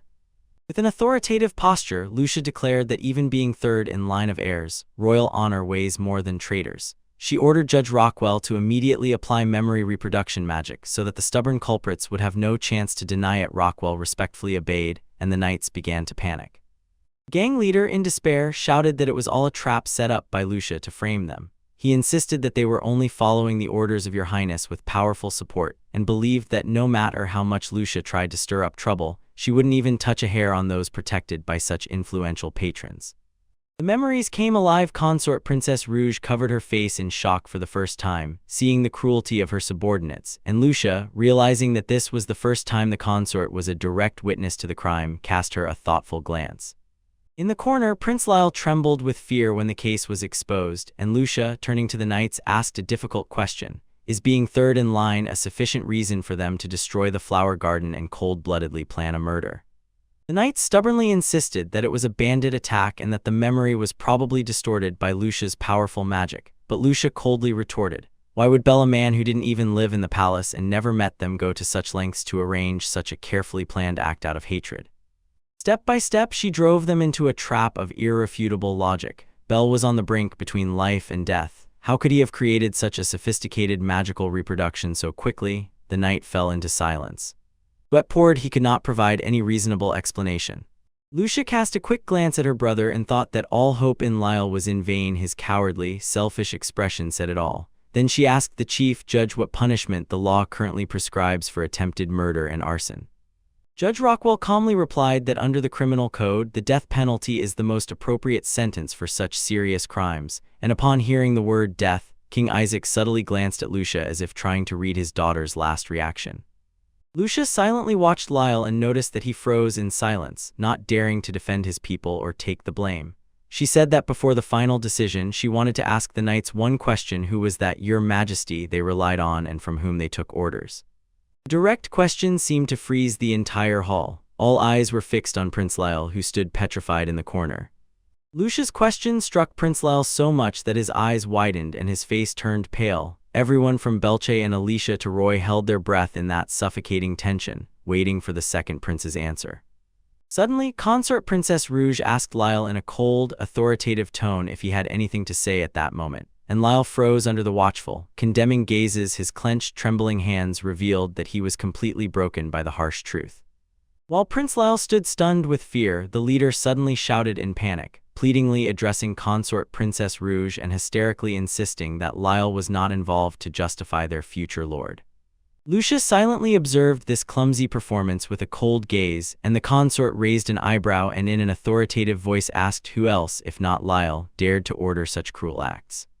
Calm but sharp as a blade, the pressure of the companion made Lucia flinch, and Marvel fell silent from the crushing force with which she pressed on her followers. The knight trembled, bowed his head, and whispered a confession. Everything had been decided by themselves, without anyone's instructions. The knight sharply struck his head against the ground with a dry thud and explained that in their eagerness to earn merit and attract Prince Lyall's attention, they had devised a crazy plan to smash the garden, cunningly justifying that they did not know about Princess Lucia's reputation and importance, and this had misled them. Consort Princess Rouge crossed her arms and coldly asked if they really thought ignorance justified such cruel, violent acts. Lucia looked, stunned by Rouge's determination. She expected her to cover for her people, but instead the consort herself interrogated them most harshly. Ruz suddenly turned around, glared sternly at Lyall, and shouted that he must honestly say what exactly he said in front of them, and what led to this tragedy. Her commanding shout made Lyall jump and stammer, "Mom," in horror. Lucia observed the family conflict from afar, thinking the distance would prevent her from hearing the tense, whispered exchanges between the mother and son, when suddenly King Isaac struck the table to draw attention and gestured for Lucia to announce the final verdict to the culprits. But just as she was about to speak, Princess Consort Rouge unexpectedly fell to her knees and loudly begged the king to wait. From Rouge came a firm statement: no excuse can justify the terrible crimes they committed. She admitted, if Lyall's frivolous words were indeed the spark of this incident, then Lyall himself must bear responsibility and be justly punished by the kingdom. This shocking statement caught Lucia and everyone in the courtroom by surprise, and Lucia could not believe that the consort voluntarily demanded that her own son be punished in a public trial. In the stifling silence, King Isaac closed his eyes and pondered the companion's plea. The knight in chains gathered his courage again and dared to speak, while Lucia coldly allowed him to utter his last words. The knight begged Princess Consort Rouge to revoke the order to punish Lyall, insisting that the sabotage was their own affair. He fell to his knees, pleading that Prince Lyall was truly innocent and knew nothing of the conspiracies, which made Lucia frown with deep suspicion.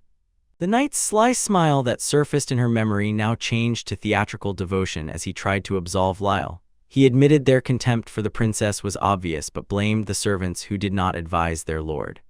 Lyall stood nearby in tears and despair, watching his people sacrifice themselves to protect him. Lucia stared into the knight's eyes and wondered, was this true loyalty or cold calculation to preserve the future of the one they were betting on? Rouge sighed deeply and decided, even if they took all the blame upon themselves, the truth was that they sought their own benefit and trampled the royal power, and she bitterly admitted that her son's foolishness helped to cause this tragedy. She turned around, looked the king straight in the eyes, and again asked for Layla to be severely condemned.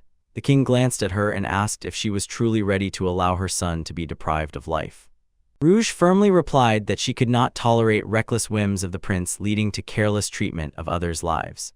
Lucia was deeply worried. She knew that Rouge's position would make passing the death sentence extremely difficult, and she thought that from the very beginning she never intended to take anyone's life.